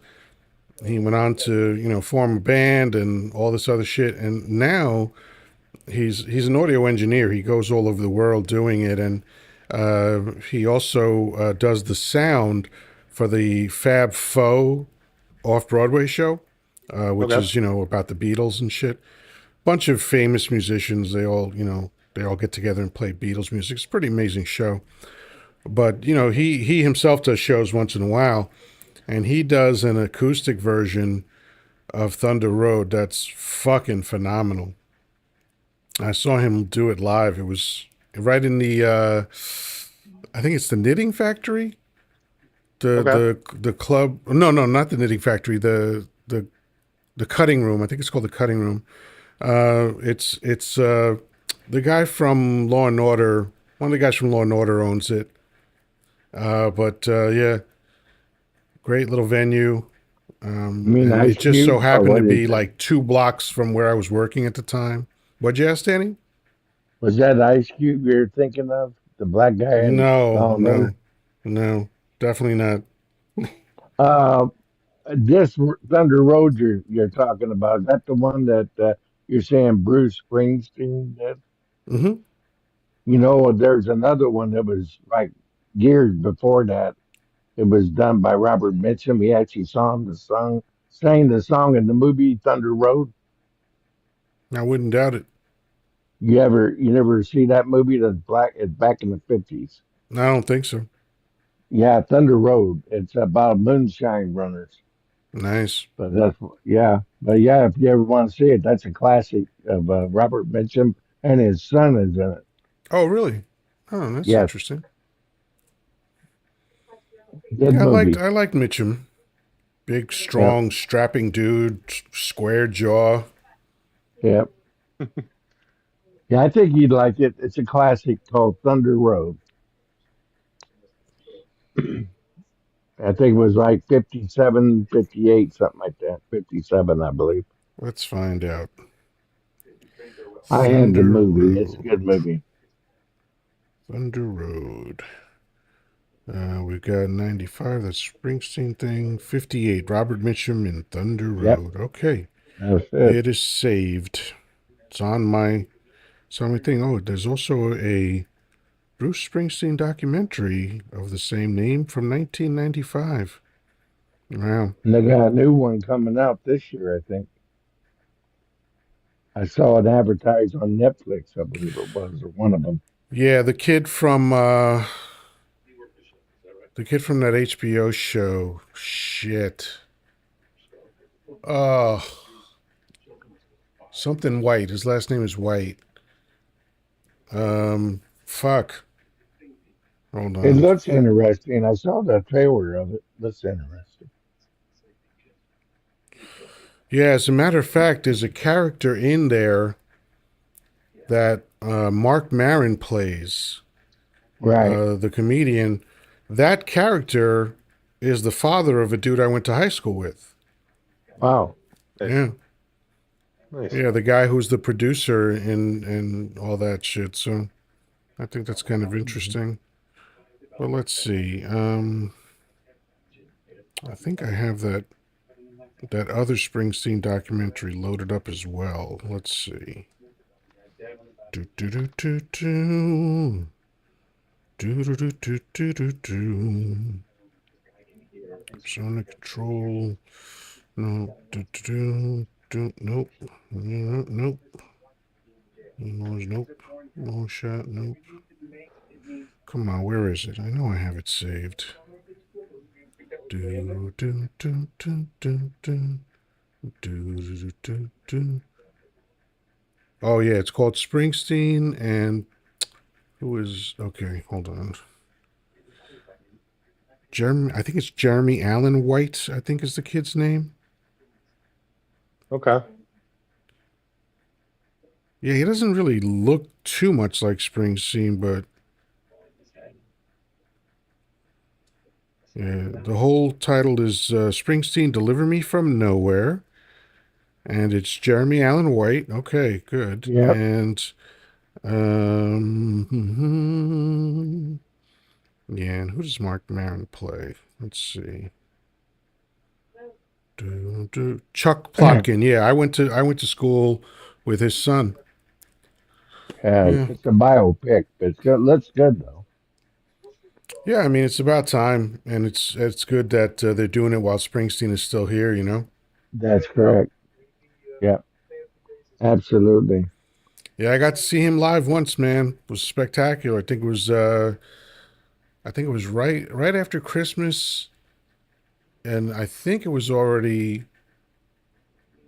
I don't know if it was still in '81 or January of '82, something like that. It was. I think I remember. I must have been. I know it was right after Christmas because he made mention he's going to play Santa Claus is Coming to Town, even though Christmas is already passed. He played Right. that, and it was, of course, amazing. You know, Mm-hmm. this was Springsteen full bore, man. Fucking 3+ hour show, just just going nuts. And I think he hurt his ankle. I think he jumped off the piano and hurt his ankle. It looked like he was limping after he did that. So whatever. Glory days. And this reminds me of the way that Catholics tell their horrible stories. So, Hungry Heart, right? Mm-hmm. Everybody loves that song. Everybody's got a hungry heart. How does that song start? What's the opening line of that song? I don't remember off the top of my head. Got a wife and kids in Baltimore, Jack. I went out for a ride and I never went back. That's fucked up. Yeah, it is. The main character of the song told us he abandoned his family right off the top. And everyone's like, Yeah. hey, hungry heart. Yeah. Telling you, man, you got to pay attention to those fucking lyrics. But that's how they fool you. They put a I mean, tragic song over happy music. Born in the USA, that's not a happy song. It's a protest When you song. listen to the lyrics. All sorts of horrible shit happened to his brother. Yeah. Yeah,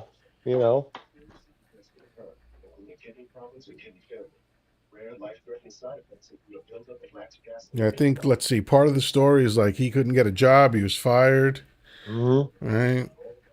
His Yeah, brother he got came all back. schwacked out in battle and shit. hmm Came back from Vietnam. Went down to the factory, and Mm-hmm. the foreman said, "Man, if it was up to me, I mean, Right.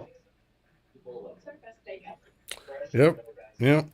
And of course, Reagan was so dumb he tried to use that as a campaign song. Well, I mean, I hate to say it, the current administration's using that as a campaign song. Are they? Yeah, they've used it a couple times, and Bruce Springsteen has had his lawyers come out Wow. and put out a cease and desist to be like, Oh shit, that's no, hilarious. don't do that. I think that must have been last year though. No, it was recent. Really? Yeah, let me. Because It I was kind of during one of the remember hearing ceremonies. about it, but I thought it was last year. It might have been, but it didn't go to court probably to this year.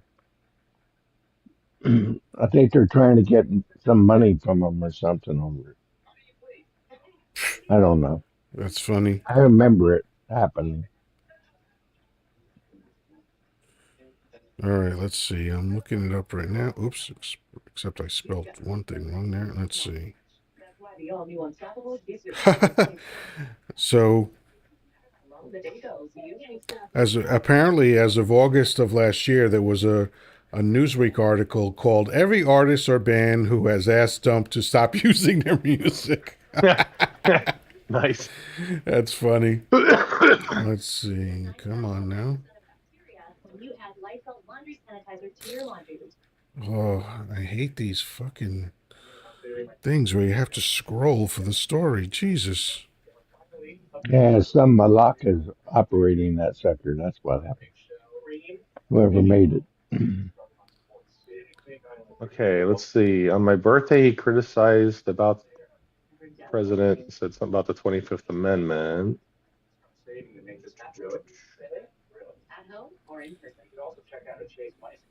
Let's see. Bruce Springsteen couldn't care less what Donnie Dump thinks in escalating feud.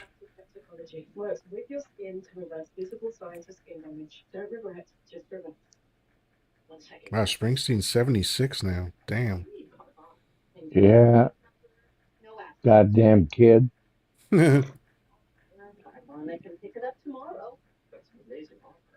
Well, if he's a kid, good news. You're a kid too.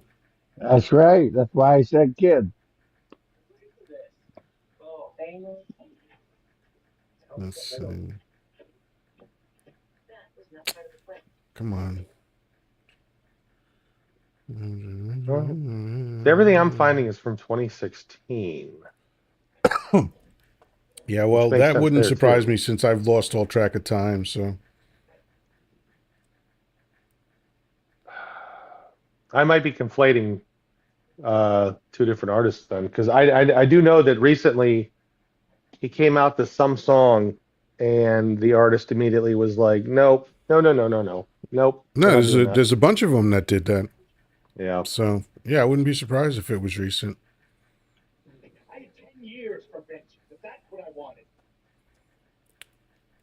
But that is kind of funny. And then dump.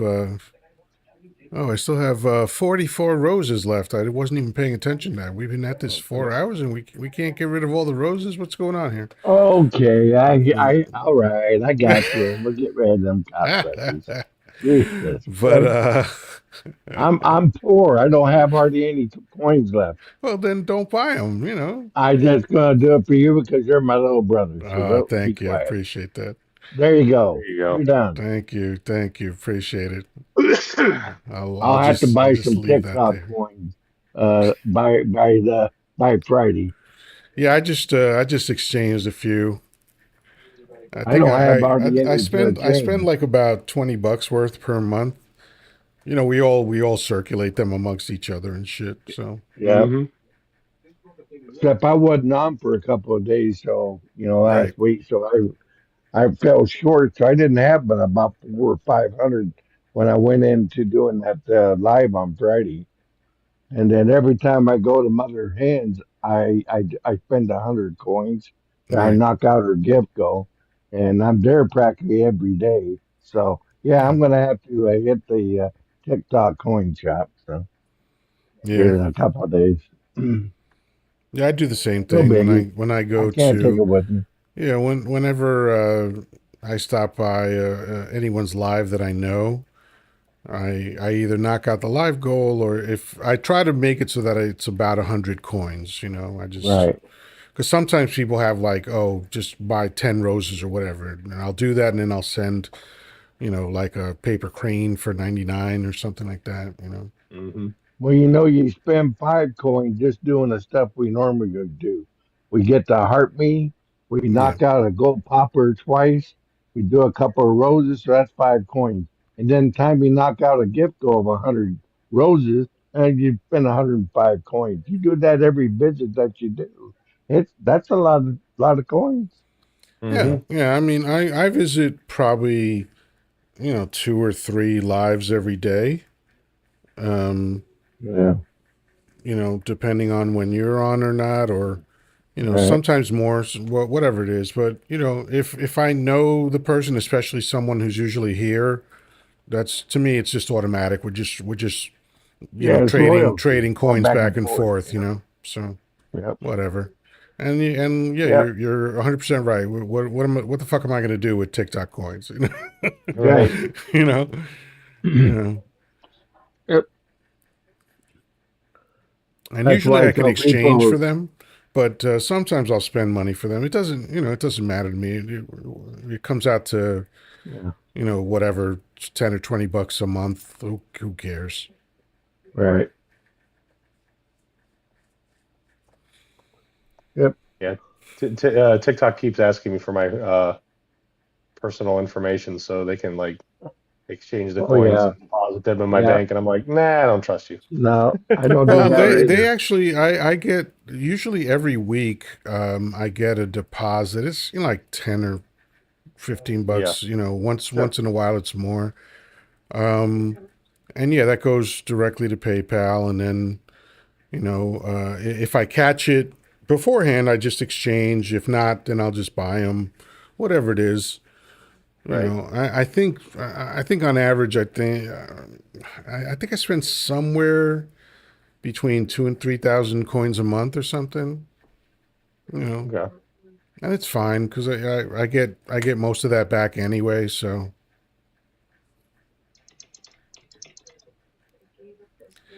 and it feels good, and you know, especially when like there are people that go live and like you know they got like 5 people in the audience and shit. And you know, if I have the time and I see them, you know, if I know that they usually attend my live, I like to go on and just return the love. Hmm. Right. That's what I do. Yeah, Yeah, yeah. I Traffic got a Man went whole nuts recently $9 and and threw me a Galaxy fucking show off. Who's that? yeah, I got a whole $9.37. So I get a few more coins. Yeah, Or I could wait and let it build up, and then by Wednesday I do it again after I do my slides. yeah. So And probably yeah, what's going what to is happen it? since I know you just spent money on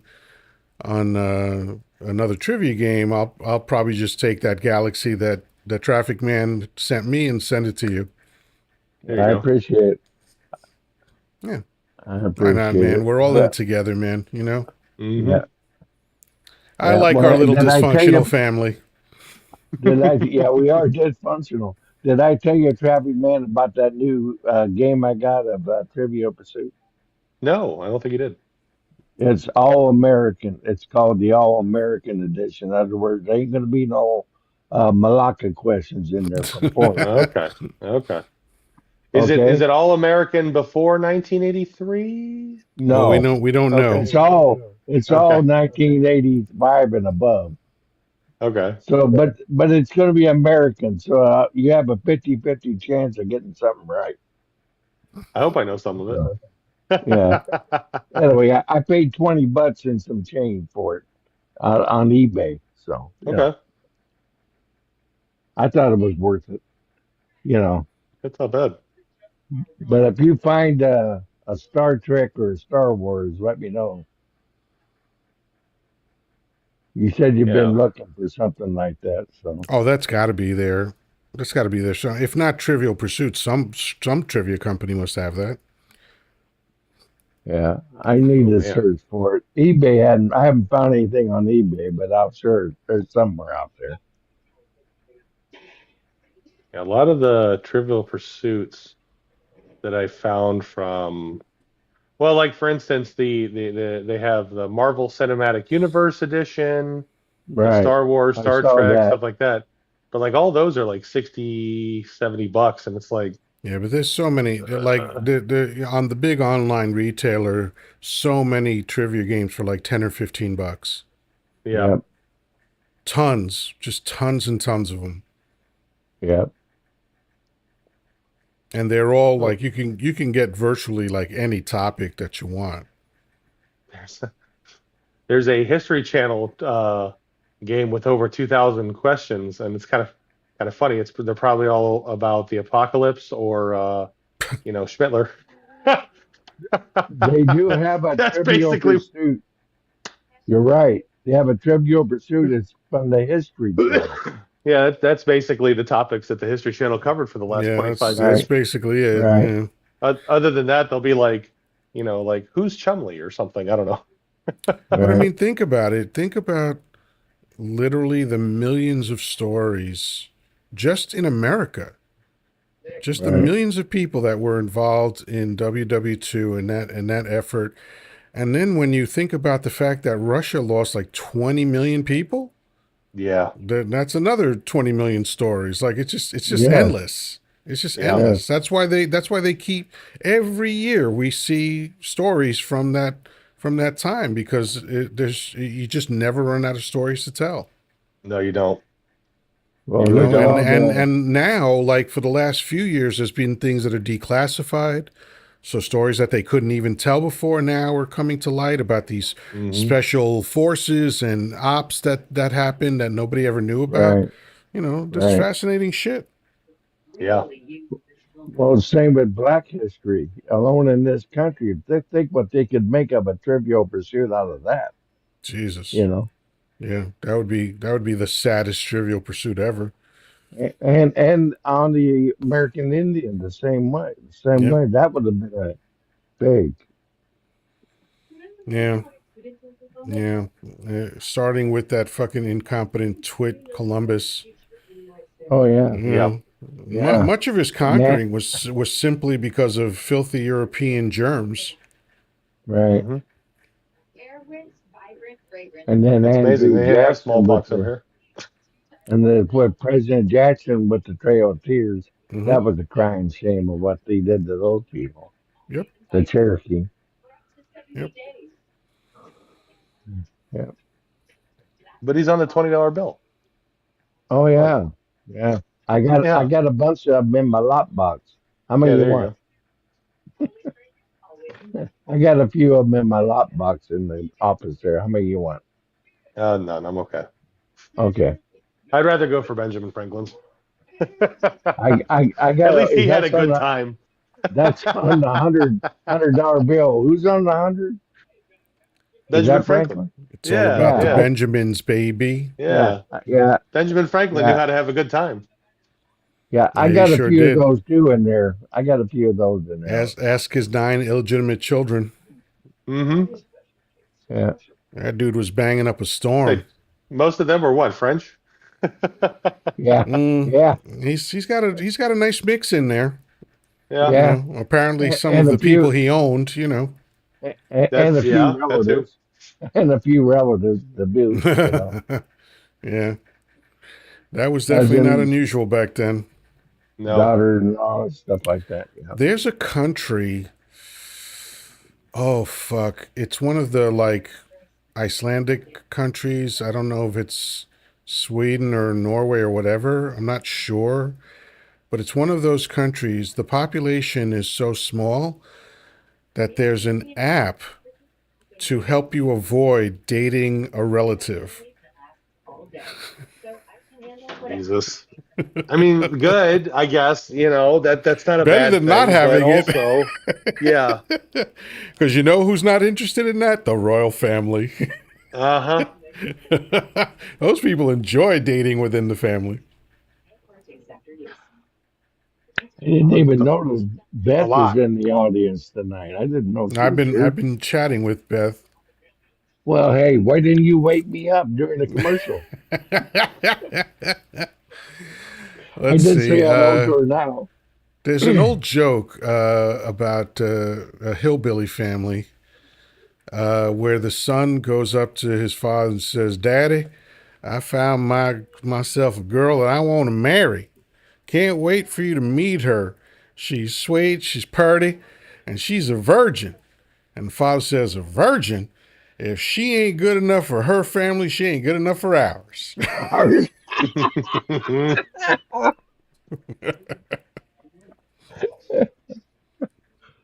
What do you mean 14 and she ain't married? What's wrong with you? Yeah. That goes back to AC's famous quote, "Mother, brother." Mother, brother. Yeah, Yeah. Oh my yeah. God. Yeah, he was on today for a while. He did it live. He was calling Republican House of Representatives. Yep. Oh, okay. I was there for a little Yeah, bit. yeah, I was I there saw another for creator doing quite a that while. too. Like she actually got a hold of an assistant and she was brutal on the dude. Was it Christine? I don't remember the Because I name. know I she just does saw that it too. right Okay. before I Okay. came up. But Okay. yeah, she. I could probably find it because it was kind of recent. Let's see. Because I ended up calling Alexandria Ocasio-Cortez's office in Oh, DC to congratulate her on an amazing clapback to what the hell's that lady's name that lost to the trans swimmer and then like 15 years ago and she hasn't oh, let go of it since. Riley whatever. Gaines. That's it. Yeah. Uh, yeah. Basically, AOC said if you spent or if you would take the amount of hate that you have and put it towards something good or put no no Towards no swimming. She said towards towards swimming. swimming you would have Yeah. towards swimming you would have done better than fifth place. Yeah. So the account that I'm talking about is Lime Accordion. She had called up Senator Ted Budd from North Carolina and Okay. got Gotcha. one of his assistants, and she was just telling the assistant, you know that you're supporting this regime that's doing this shit. And she's like, can you sleep? Easy. And this guy didn't know what to say. There was long periods of silence every time she stopped talking Oh because this guy didn't know what to say. He yeah, was no, like, I am yes, familiar yes, with her. ma'am. Yeah, yes, I'm very familiar with her. Yeah, yeah, yeah. Yeah, She yep, no, got a lot of good content on here. I love that shit. You know, I that's what we need watched. to do. We need to make people confront the horrible shit that they're saying and Make them doing right uncomfortable. now. You Hmm. know, Make them uncomfortable. completely. You know, I they are was reveling in other watching. people's discomfort. We need to make them uncomfortable. Yeah, Hmm. I was watching Bill Maher last night. I just happened to come Oh, my across him last condolences. night. Yeah, I'm sorry. I know, but you'll never guess who he had on the show last night. Zorhan Mandani. MTG, Oh, Yeah. okay. Yeah, she's, you and know, she she's looked like raging a. against Dump, but I don't know. I suspect that it's all Oh, she performative said with she her. loved him. She was all loving all over Trump last night, but Oh, was she? she Okay. looked like a. She looked like she was getting ready to work in a whorehouse. I'm serious. Her garb she had, her black silky dress and everything she was wearing. Oh my God! That So, doesn't sound like a good look. well, Yeah, she don't she look good she anyway. honestly looks like a Cro-Magnon woman, Hmm. Yeah, yeah, she doesn't look good at all anyway. or what Austin Powers would say. That's a man, baby. Yeah, Hmm. I do like And that of course, the workout video that Christy Nome put out about a month ago, where she Oh, I looked like missed it. a stick. yeah. Yeah, yeah. Well, No, she's doing. don't go watch it. Excuse me. She's doing that older white chick thing where they try to stay as skinny as possible, and it's not a good look, man. Yeah, she's It's got that not a good Alanis look. Morissette kind of, or not Nah, Alanis Morissette. What no, was her name? Alanis at least had a little bit of curves on her, and especially as she got older. But Oh, who am I like thinking of? trying when they fight to stay skinny, like Yeah, it's not good, man. When you get up close to these chicks, their skin looks like uncooked chicken. yes, Right. yeah. That's how she looked She, like in her yoga pants and workout shirt. I was like, Oh, yoga oh, pants. like Ah, grandma. and I'm guessing she has absolutely no ass at all. No, no, Oh not at all. God, yoga pants are unforgiving, man. I mean, they're great because Sure. you don't have it takes away all the guessing. You know, like you don't Hmm. have to guess what her butt looks like. You don't have to guess what her vag looks like. It's all there. Right. So I like that. That's great. There's actually adult content with that. It's all chicks Hmm. bending over in yoga pants, and usually they have, the fat unit, which makes it look good. right, So, good for them. right. But when you're old, skinny, and dried up and shit, ooh, that's a bad look. Yeah. Yeah, that was the Marjorie Taylor Greene look last night. God damn, boy. Yeah. Look like a mackerel. A big mouth bass. Yeah, Yeah, she's so like you know what she really looks like to me?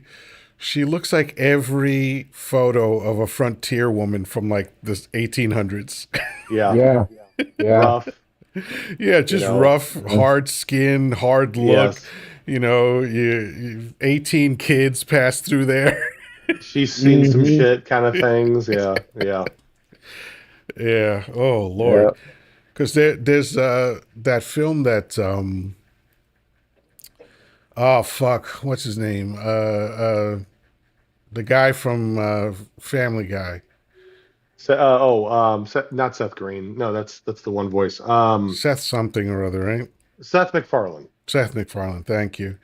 He did that Million Ways to Die in the West, Yes. Right, right. right?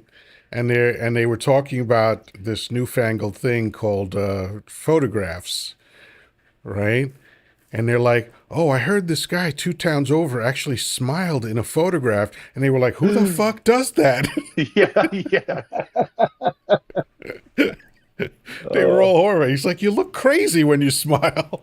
Take your right. head off, son. That's $1 bill.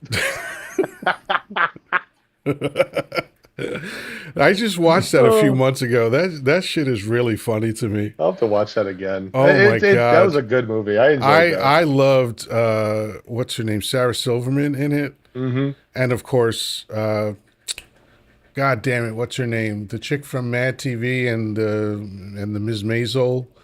Oh, Uh, Yeah, Oh, the you're one that was talking the lady on. who's the voice of Lois, right? Yeah, Yeah.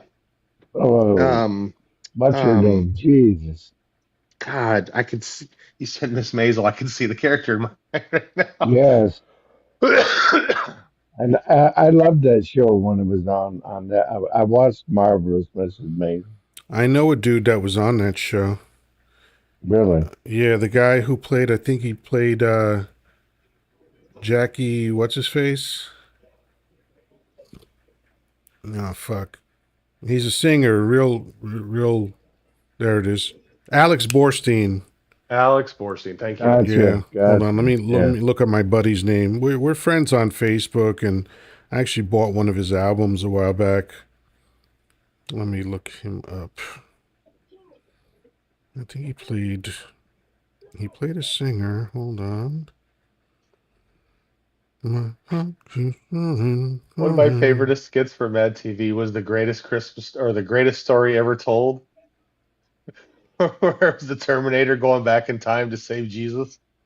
Oh, yeah, Oh yeah, Matt TV was real funny. Yes, Mad TV was really good, yeah. It was. but he's going to That's betray you.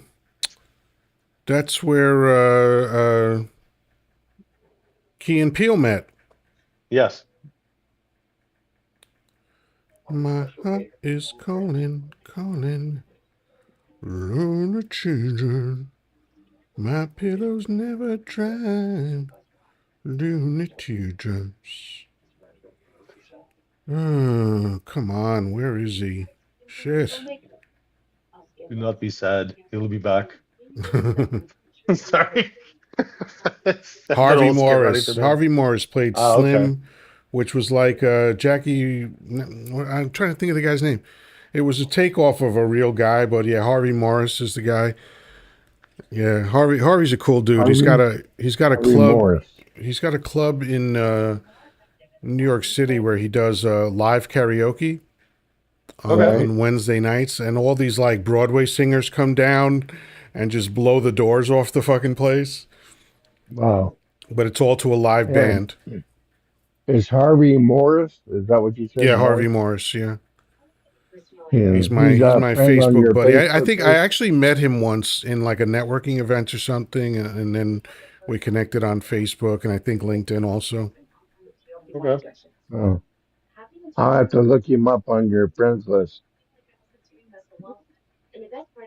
Lonely teardrops, my pillow's never dry. Yeah, but yeah, Alex Borstein.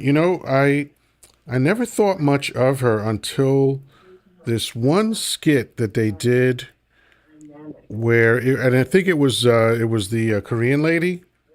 Mm-hmm. What the fuck? What was the name of the chick that she played on that?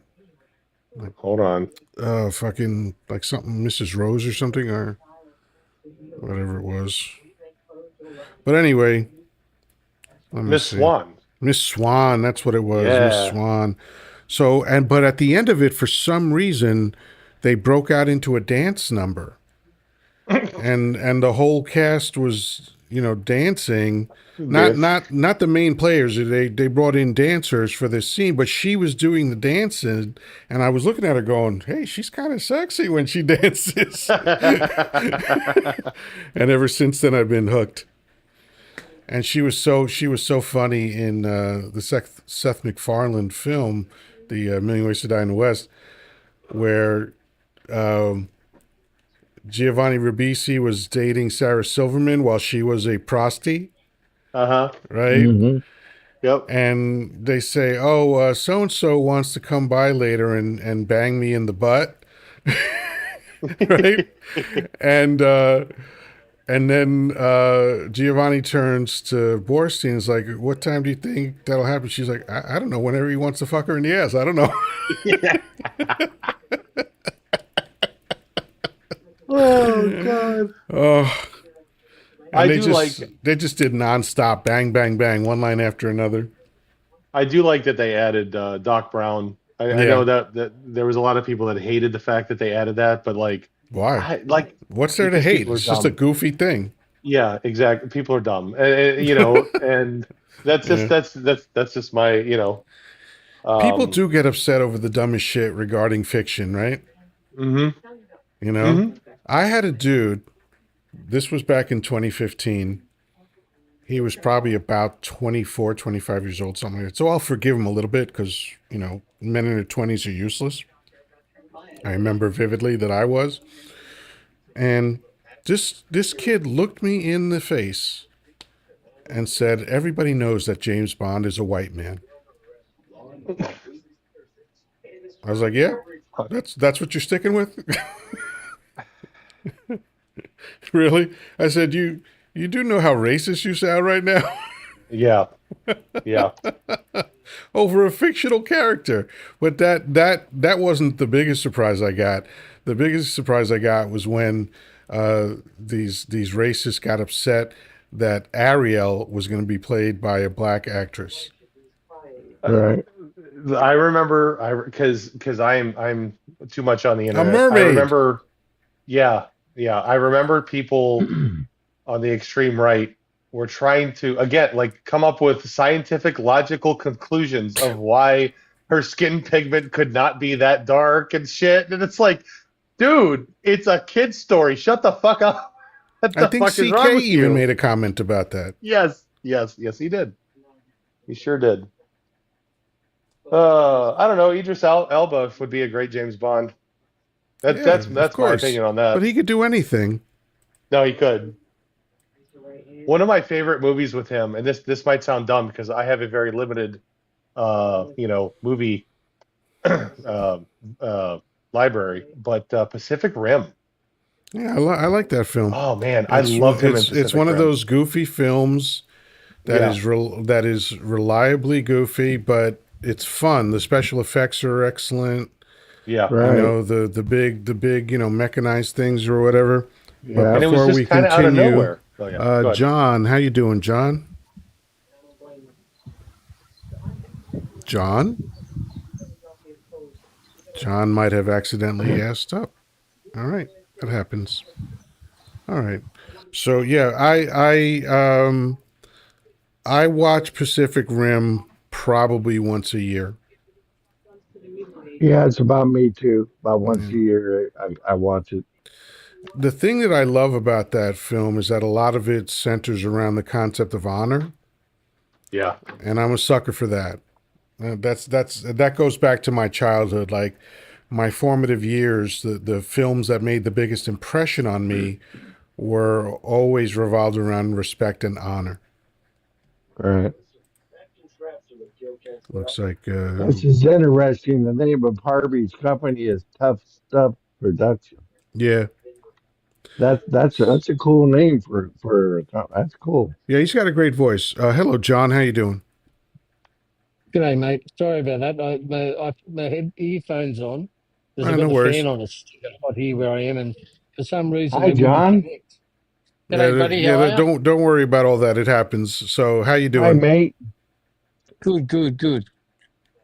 Good to see you, mate. And I'm glad to see you too. I am concerned that you guys are still the federal government's still out. That's Yeah, ridiculous. we're not talking about politics tonight, John. Oh No, no, okay, fair enough. But Fair if you enough. want to uh, talk about other stuff, feel free. yeah, We were we're just cool. talking about comedy that we liked. We were talking about Pacific Rim, which is an action adventure sci-fi film that Yeah, we like. I have seen Pacific Rim. I didn't really like it that much. Like it was too science fiction. You know what I mean? I did like it was a good show, but yeah, it was a little bit too scientific. Well, it's very Science, Japanese, right? Because yeah, the yes, Japanese culture has had a fascination with the concept of the kaiju for a long time. yeah, That's yeah, why Godzilla has stayed as relevant as it has for since I think 1954 was the first Godzilla film, and actually the title of the original one is the proper way to pronounce the word, which is Gojira. yeah. Gojira. Gojiri. Gojira. IRA. Bum, yeah. Gojira. bum, Okay. bum, bum, bum, bum. Yeah, I must admit, I like a good romantic comedy. me too. I like rom Yeah, coms. yeah. My favorite one is, oh, what's it called? It's Minnie Driver and Dreyfus. Not Dreyfus. Oh, what's it called? Minnie Driver was in a few. Was it the one? Anyway, What was that? it's the last movie that Bill Carroll's in. The what's the name? Carroll off the TV. Used to be in Miss.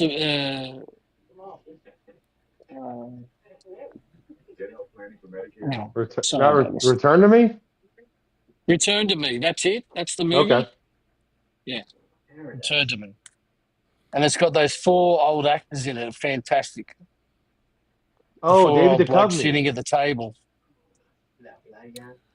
I like And Minnie it's Driver got a lot. I think my she's actually favorite, very underrated. my favorite comedian actor is what's his name? Belushi. John Belushi. No, the other, his brother, Jim. Jim Jim Jim Belushi. Belushi? Belushi.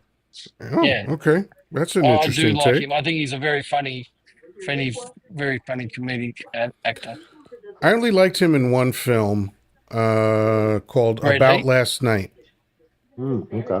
Yeah, About it's last night. yeah, About Last Night. It was with Rob Lowe, and Hmm. Okay, the opening of the film, Belushi tells a hilarious fucking story. So I would recommend it. okay. I'm gonna So look it did up. you watch the Principal, the movie he did called The Principal? Yeah, that was a good movie too. I Yeah, think I I thought saw it. it was okay. Yeah. Yeah. I thought he was pretty good in Red Heat with Arnold Schwarzenegger. Yeah. Yeah. There was Yeah, I that. never he never made a huge impression on me. I thought he was okay. Like I said, in About Last Night was the film that he made the biggest impression on me. But I could take him or leave him, really. Yeah. There was that when Saturday Night Live did their 50th anniversary last year. They showed that skit of Jim Belushi Yeah. where he was walking through the cemetery and he No, that was, was John Belushi. oh, That John, was sorry, John, John. yeah, yeah, yeah, Yeah. yeah. And he was walking through the cemetery and it's like, man, That was from the first season. hmm Yeah, I remember. I was watching SNL from day one in yeah. 1975. I watched when George Carlin hosted that shit live. So How come when I'm not when finding people say, John? "What would you do if you had a time machine?" you know, I ended up getting stuck by a television watching shit for the first time. You know what Well, I mean? I will steal from another comedian in saying for black and brown people, we should never go backwards in time. We should Yeah. only go forwards in time. And for YT people, never go forward in time, only go backward in time. Why am I not seeing Return to Me? It's from 2000 is the year, if that helps narrow it down. Yeah, that's about a gal that got a heart from a man's wife before it passed away in a car accident, and he gets a transplant and he ends up meeting her, the woman Yeah. that Yeah. yeah, and it's a good movie, excellent movie. The I've got to guy's an tell you, architect. The guy yeah, that he is an plays the, yeah, architect. yeah. Good Look, Very movie. I And think this the, is interesting. a Minnie Driver film. Yeah, yeah, Minnie yeah, Driver and she's, Yeah, David Duchovny. For they, some yeah. reason, they, I they, probably saw it, but for some reason, I'm looking at her actor credits, yeah, 105, and I'm It's Yeah, interesting. scrolling. Carol O'Connor's in it. Oh man, Carol O'Connor's in it. Jeez. yeah, that's his last He movie. played the uncle. He played the Okay. uncle Yeah. of the girl, and And the, what's the name, plays the Italian uncle. right, yeah, Yeah. and they got an Irish pub. They're Yeah. serving Italian food. That was cracking me up. Irish pub Have, serving haven't Italian food. my favorite? My favorite one is where they when they go to John Belushi's house, Minnie's best friend's house, and that's her husband, and they're sitting there, and they're typical family, like he's drinking his beer, and she's saying, "Can you clean up?" Right, And he's going, I right, am." And he keeps drinking, and then the little kid goes, "We went to the zoo and we seen a gorilla," and he goes, "And Mummy said it looked like you," and he goes, "Did you go and see the elephants?" right. Like, Yeah, he's going to say, "Oh, you seen your mother at the elephants there?" You know what I mean? yeah, yep, And then he Yeah. sets her up with a date with the priest. Right? yeah. He sets her up for a date with the priest. That's hilarious. So all There's just right, so many funny little quirky things through the movie. You I watch it, have I have you returned always to get a me on my laugh list somewhere. now. I do like rom coms. Probably I think one of my very favorites ever has to be Love Actually. Yeah, Mm-hmm. pretty good. Okay. Yeah, Yeah. Yep. I used to watch it every year. Last Christmas I didn't watch it. Probably because Yeah. that's the month that my mother passed away last year. So I just wasn't in the mood to watch it. But this year I'll probably check it out. I was going to say that Love Actually, that's the Christmas one that Yes, my yeah. wife makes me watch every year. Yep. your wife makes you watch it. Stop playing. You fucking love it. It's not a bad movie. I enjoy it. Let me tell you, man. I mean this 100% sincerely. If anybody wants to learn acting, they just have to watch the 2 minute scene when Emma Thomas finds out that her husband has cheated on her or thinks that her husband has cheated on her, Mm-hmm. and without speaking a word, all alone, she conveys like 50 emotions through her face and her body while she's going through But all she's a Yeah. this fantastic stuff. actress. Yeah. Phenomenal. She's fantastic. Phenomenal. And That scene alone should cement her legend forever. But oh, she's great in everything she's ever done.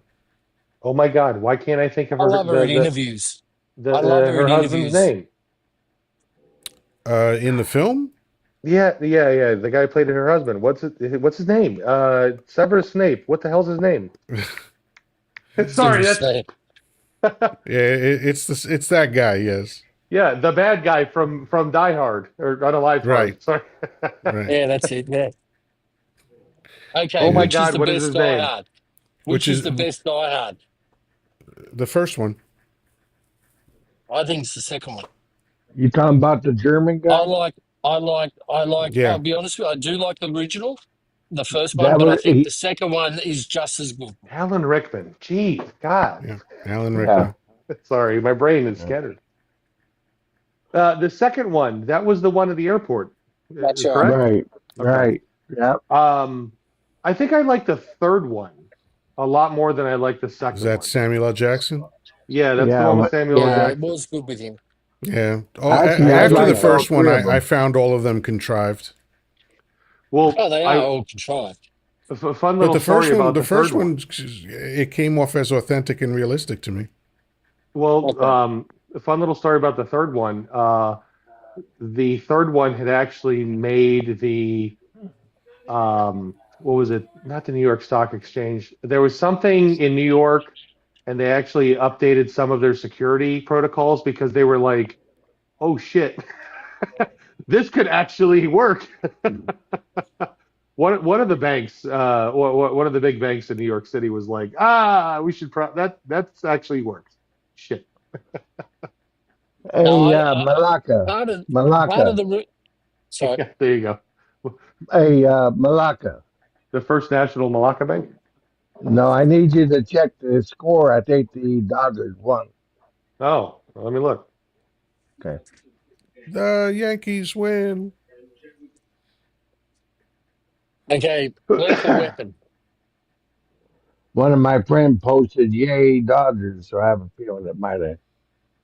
So the So, final is 5-4. The Los Angeles Dodgers have defeated the Toronto Blue Jays in the World Series, and ah, we can all go on with our lives. Good for Yeah. I him. feel good about that because the Dodgers used to be in Brooklyn. There you go. My mom Yeah. actually said to me the other day how upset she was with the Dodgers being in the World Series because they're no longer in Brooklyn.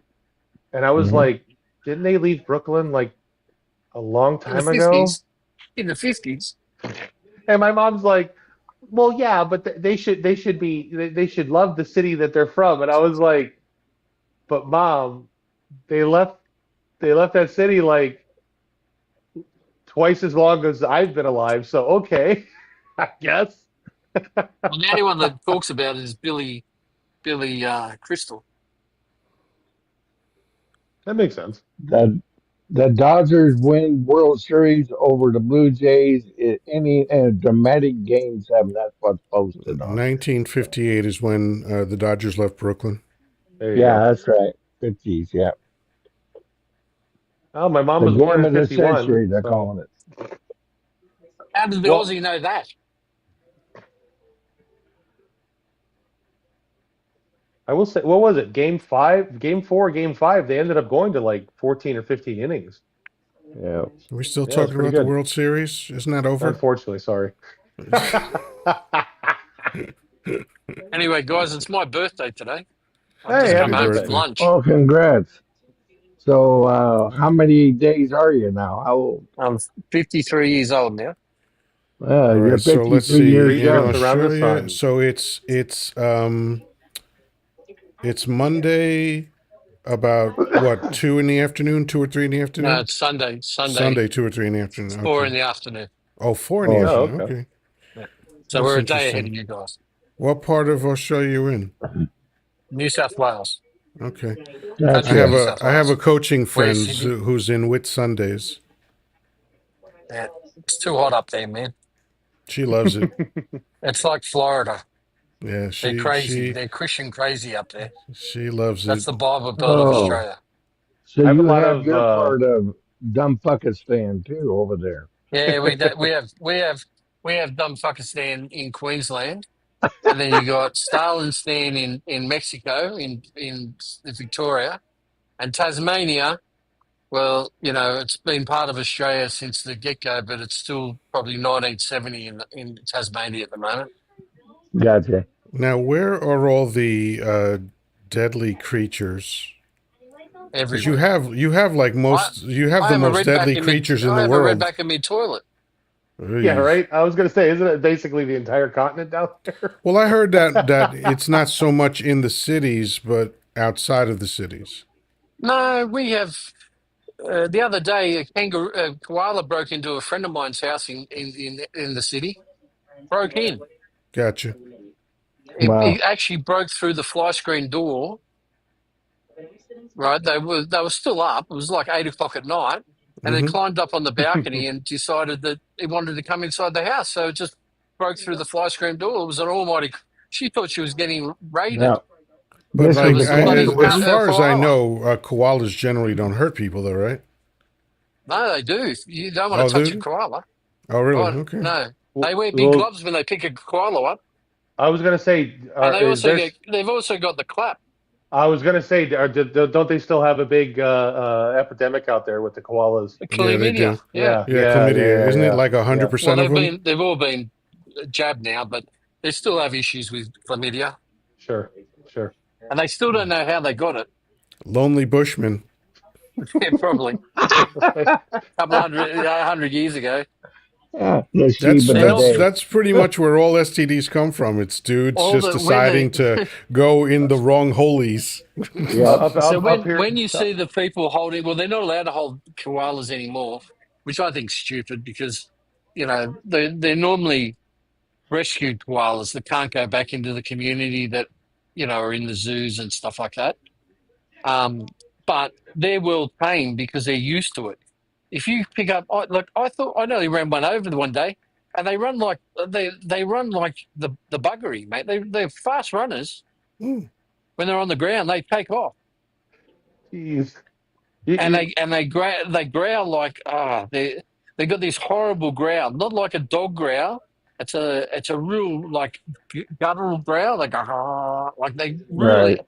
and it scares you. And they're fighting over the women.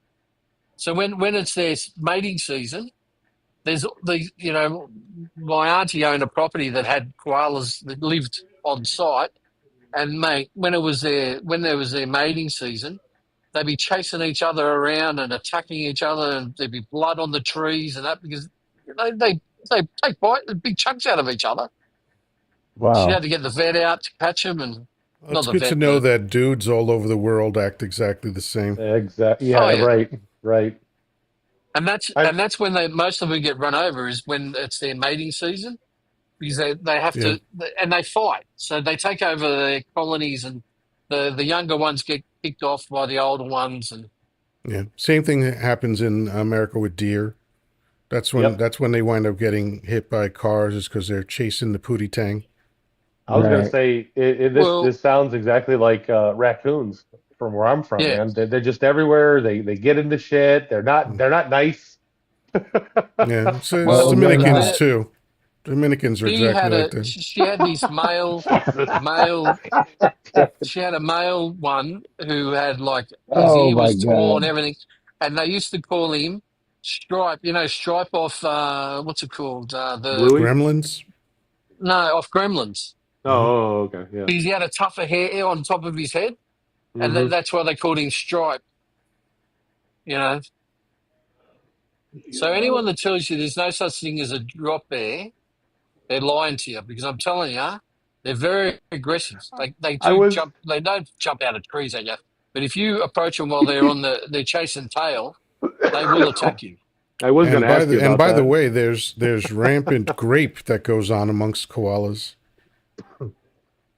That's what Rape, I've heard. yeah. Well, They're yeah, they're pretty consistent feral. grapists. Yeah, They're pretty. Wow. They're pretty.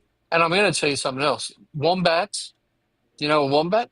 Hmm. Right. yeah. It's like They're that Right. like big like fucking. They're like a wing. tank. It looks like a They'll write your winged car rat, off. basically. If you hit a wombat, it can write your car off Yeah. because they're just solid. But you also have like either I think it's crocodiles that are like 4,000 pounds, Yeah, yeah. which is absurd. I listen. I'd wrestle with your alligators in a heartbeat. I wouldn't have. I'm not scared of your alligators, but I'm scared of a crocodile. Mm, Because a crocodile can take down a bloody, a 2,000 kilo beast of Hmm. a bit of beef, mm-hmm. Wow. and that's It's not a full. That's not a it's just full. That's not a fully grown 6 meter crocodile. We're talking about a 3 meter crocodile can take out a whole. Drag a whole cattle into the water. And hmm. what's that snake that you have that where it's like a real Darwin thing? One went into the ocean, one went into the brush, but they have outrageously strong venom, like 1,000 times stronger than anything that they eat. There's a taipan. The Yeah, taipan's the that's the most one. dangerous. That's the That's the one. most Yeah, dangerous. I'm going to tell you, taipan. Like the good thing about most of these, like the taipan, if you make noise, it goes the other way. gotcha. Okay. It's like crackheads. Yeah. Yeah, right. Yeah. But in Darwin, the in Darwin, the worst are these Mm. things called whippet snakes. They got these little snakes, right? They're only small, but they're heaps protective of their nest, and they all stay together. So if you get a whippet, these whippet bloody snakes, if you're mowing the lawn or something, they'll all come out and attack you. Oh They're shit. Nah, not I'm good. they are poisonous, but mate, yeah, they put these like fences up, like a dog fence, and then and they put like hoses, like not a hose, like PVC pipe, and then they wait for them to run in there, and then they that's how they catch them because they're dangerous. Like they're really, if you pick them up, they whip around and they'll bite you on the face and everything. Yeah, there's They're just too really many bad. things like that See, in Australia. There's too many things that the can spiders. easily dispatch a human.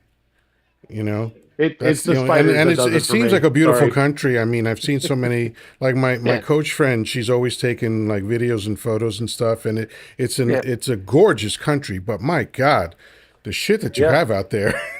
I have a There's two birds in Townsville which would be very dangerous. They're the lyrebird, right? The lyrebird is only a small bird, but it will attack you if you go near its nest. The worst one are the bush turkeys up there. They have got these claws on the back of their legs, and they will tear you open. They don't fuck around. They'll take you out. Yeah, And the other ostriches one do the is same too, right? The I was the gonna say ostriches yeah, American. can kick you to shit. yeah. Well, emu. The good thing about emus, they take off. Right. As soon as they see you, they take off. Right. But they did win a war against I was gonna say, people. did they win a war though? Yeah, they did. They But did. I mean, all you need is one to like just go nuts. You know, it's like for instance, like whales and stuff, where like Yeah. most of the time in the wild, killer whales don't bother anybody. But once in a while, you just get one that just goes nuts and starts fucking people up. Well, Uh-huh. when whaling was still going on in a place called Eden in down in South New South Wales, they were famous for these killer whales that used to get in bed with the whalers and actually come and wake them up and bring them to when a pod of whales were coming through, because the whalers would give them the liver and the brain out of the whale to the killer whales, and they used to. There's a the one that was the oldest one that stayed around for like 30 or 40 years. Old Tom. They've kept him. He's in the whale museum down there. But he was even after like the whaling stopped in Australia around 1972, around when I was born, and he was still uh, getting the killer whales to bring the whales into the bay Hmm. up until he died. So he was still getting them to, he was still bringing chasing the whales into the bay, twofold bay, up until he died. And they found him. They found him. The fishermen were out there, and he must have died when like chasing one of the whales, and the whales were throwing him in the air, like celebrating that he was dead. Like the whales were throwing him in the air, you know. Yeah, I suspect that will happen when Dump finally goes.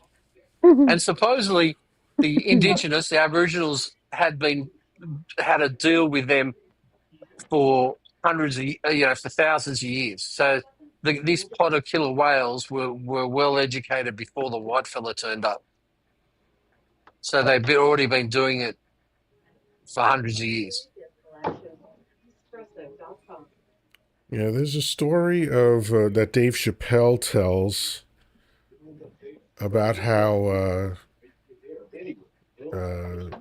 fuck the Bushmen would like find water. Uh, about like In the Australia. yeah they because those guys, the Aboriginals are pretty wild. Like they run around with a loincloth when it's boiling hot, and then when the sun goes down and it gets freezing cold, they still stay in that same loincloth. Like, how does that work? Well, they used to always have pelts, kangaroo pelts, and that. And they did trade. That was when I was a kid, right? What they taught me at school, and then when I went into the Northern Territory and the Central Desert, it just blew me away. Like, you know, they, they've got stories about Captain Cook Hmm. from pretty much they can trace it back to the early settlement, like the first people going through. There's a guy named Burke and Wills. He went from South Australia all the way up to Northern Territory. He made it all the way up to the ocean. He was looking. He was looking for the big ocean in the middle of Australia, but all he found was a desert. And he had indigenous guides with him, and they told him about Captain Cook because they were asking if he was Captain Cook. So how did these people in the middle of nowhere know about Captain Cook? You know what I mean? And it was like Yeah. 100 years after Captain Cook had come to Australia. Yeah. So it's just amazing. Now this Was is this the the same Captain Cook that got eaten by the cannibals Yeah, by the in the South Hawaiians. Yeah, Pacific, right? Yeah. okay? by Hawaiians. Yeah. Yeah. Some people say it's Hawaiian, some people say it's the Maoris. Not much different, really. When you're getting eaten, it probably doesn't matter. Yeah, I was in right. Hawaii when he got taken out. He was taken out in Hawaii. Yeah, I mean, again, some people say Hawaii, some people say New Zealand. So, again, it Mm. doesn't matter to me what the fucking story is, but Yeah. I've heard it said both ways. Yeah. Actually, I'm reading a book at the moment about what the Indigenous uh, said about Captain Cook when, like, they tell the story about they follow his diary and what the local communities, the history, the oral history was, and he talks about how everywhere he looked, there was you could see smoke, ahead of him along and he never put two and two together that they were sending a message to each other that watch out, there's someone coming, there's dramas coming. Yeah. There's some dude that looks like uncooked chicken headed our way. Yeah, that's it.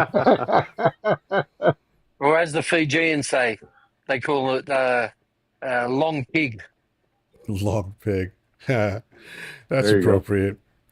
All right, folks, we've been at this almost 3 hours. It's been a blast. Thank you, John, It's for been joining fun. us. Folks, as always, we're off tomorrow, but Danny's back at it Monday, Wednesday, and Friday, 6 p.m. Eastern Yep. Time. And Friday is the big trivia game.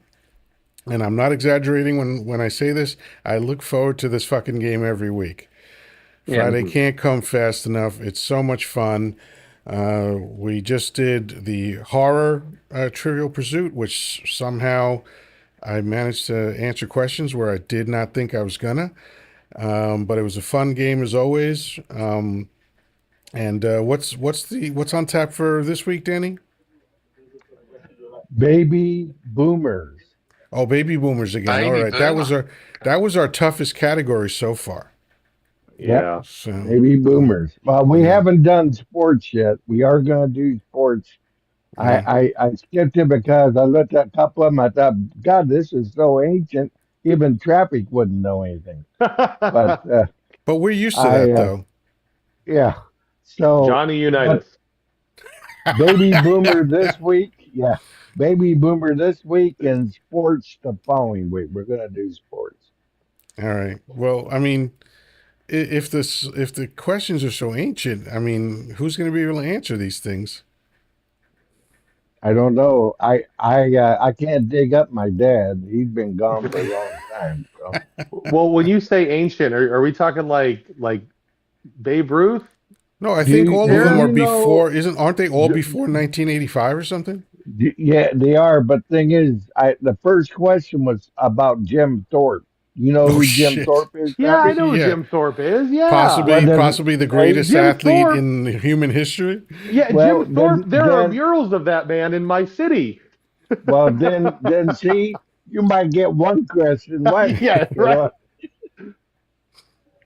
but not Yeah. this week. We're doing baby boomers, but the following week we're doing sports. Okay, Okay. so. Yeah. Well, I mean, I won baby boomers last time, but I know it was a very low scoring game overall. It was overall. It was yeah, But yeah. maybe someone will dethrone me. Not Traffic Man. We know that's not going to happen. No, But no, somebody. obviously not. So, Maybe it'll be One of these days. WKRP. You never know. yeah. Well, no, that's hilarious. But actually, he came by my live this morning or yesterday Yeah, morning, I saw technically. that. Yeah. Nice. I watched your live on YouTube this morning, It and was a yeah, I bit of a saw snooze you. fest, though. Nobody came up on the panel. It wasn't. I was disappointed. Yeah. It was.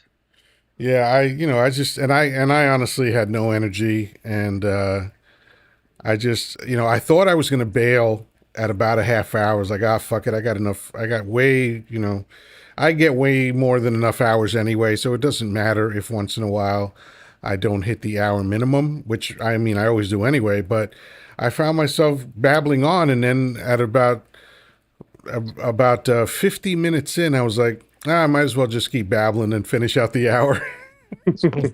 Yeah. All right. Yeah, Well, Yeah. thanks, guys, for having me up. absolutely. Thanks for John, coming it's always by. a pleasure, mate. Yeah. All right. So Always we'll a see you pleasure. soon. Traffic Man, anything on your mind that you'd like to share for the evening? Not really. All right. Good. That's Another Saturday consistent.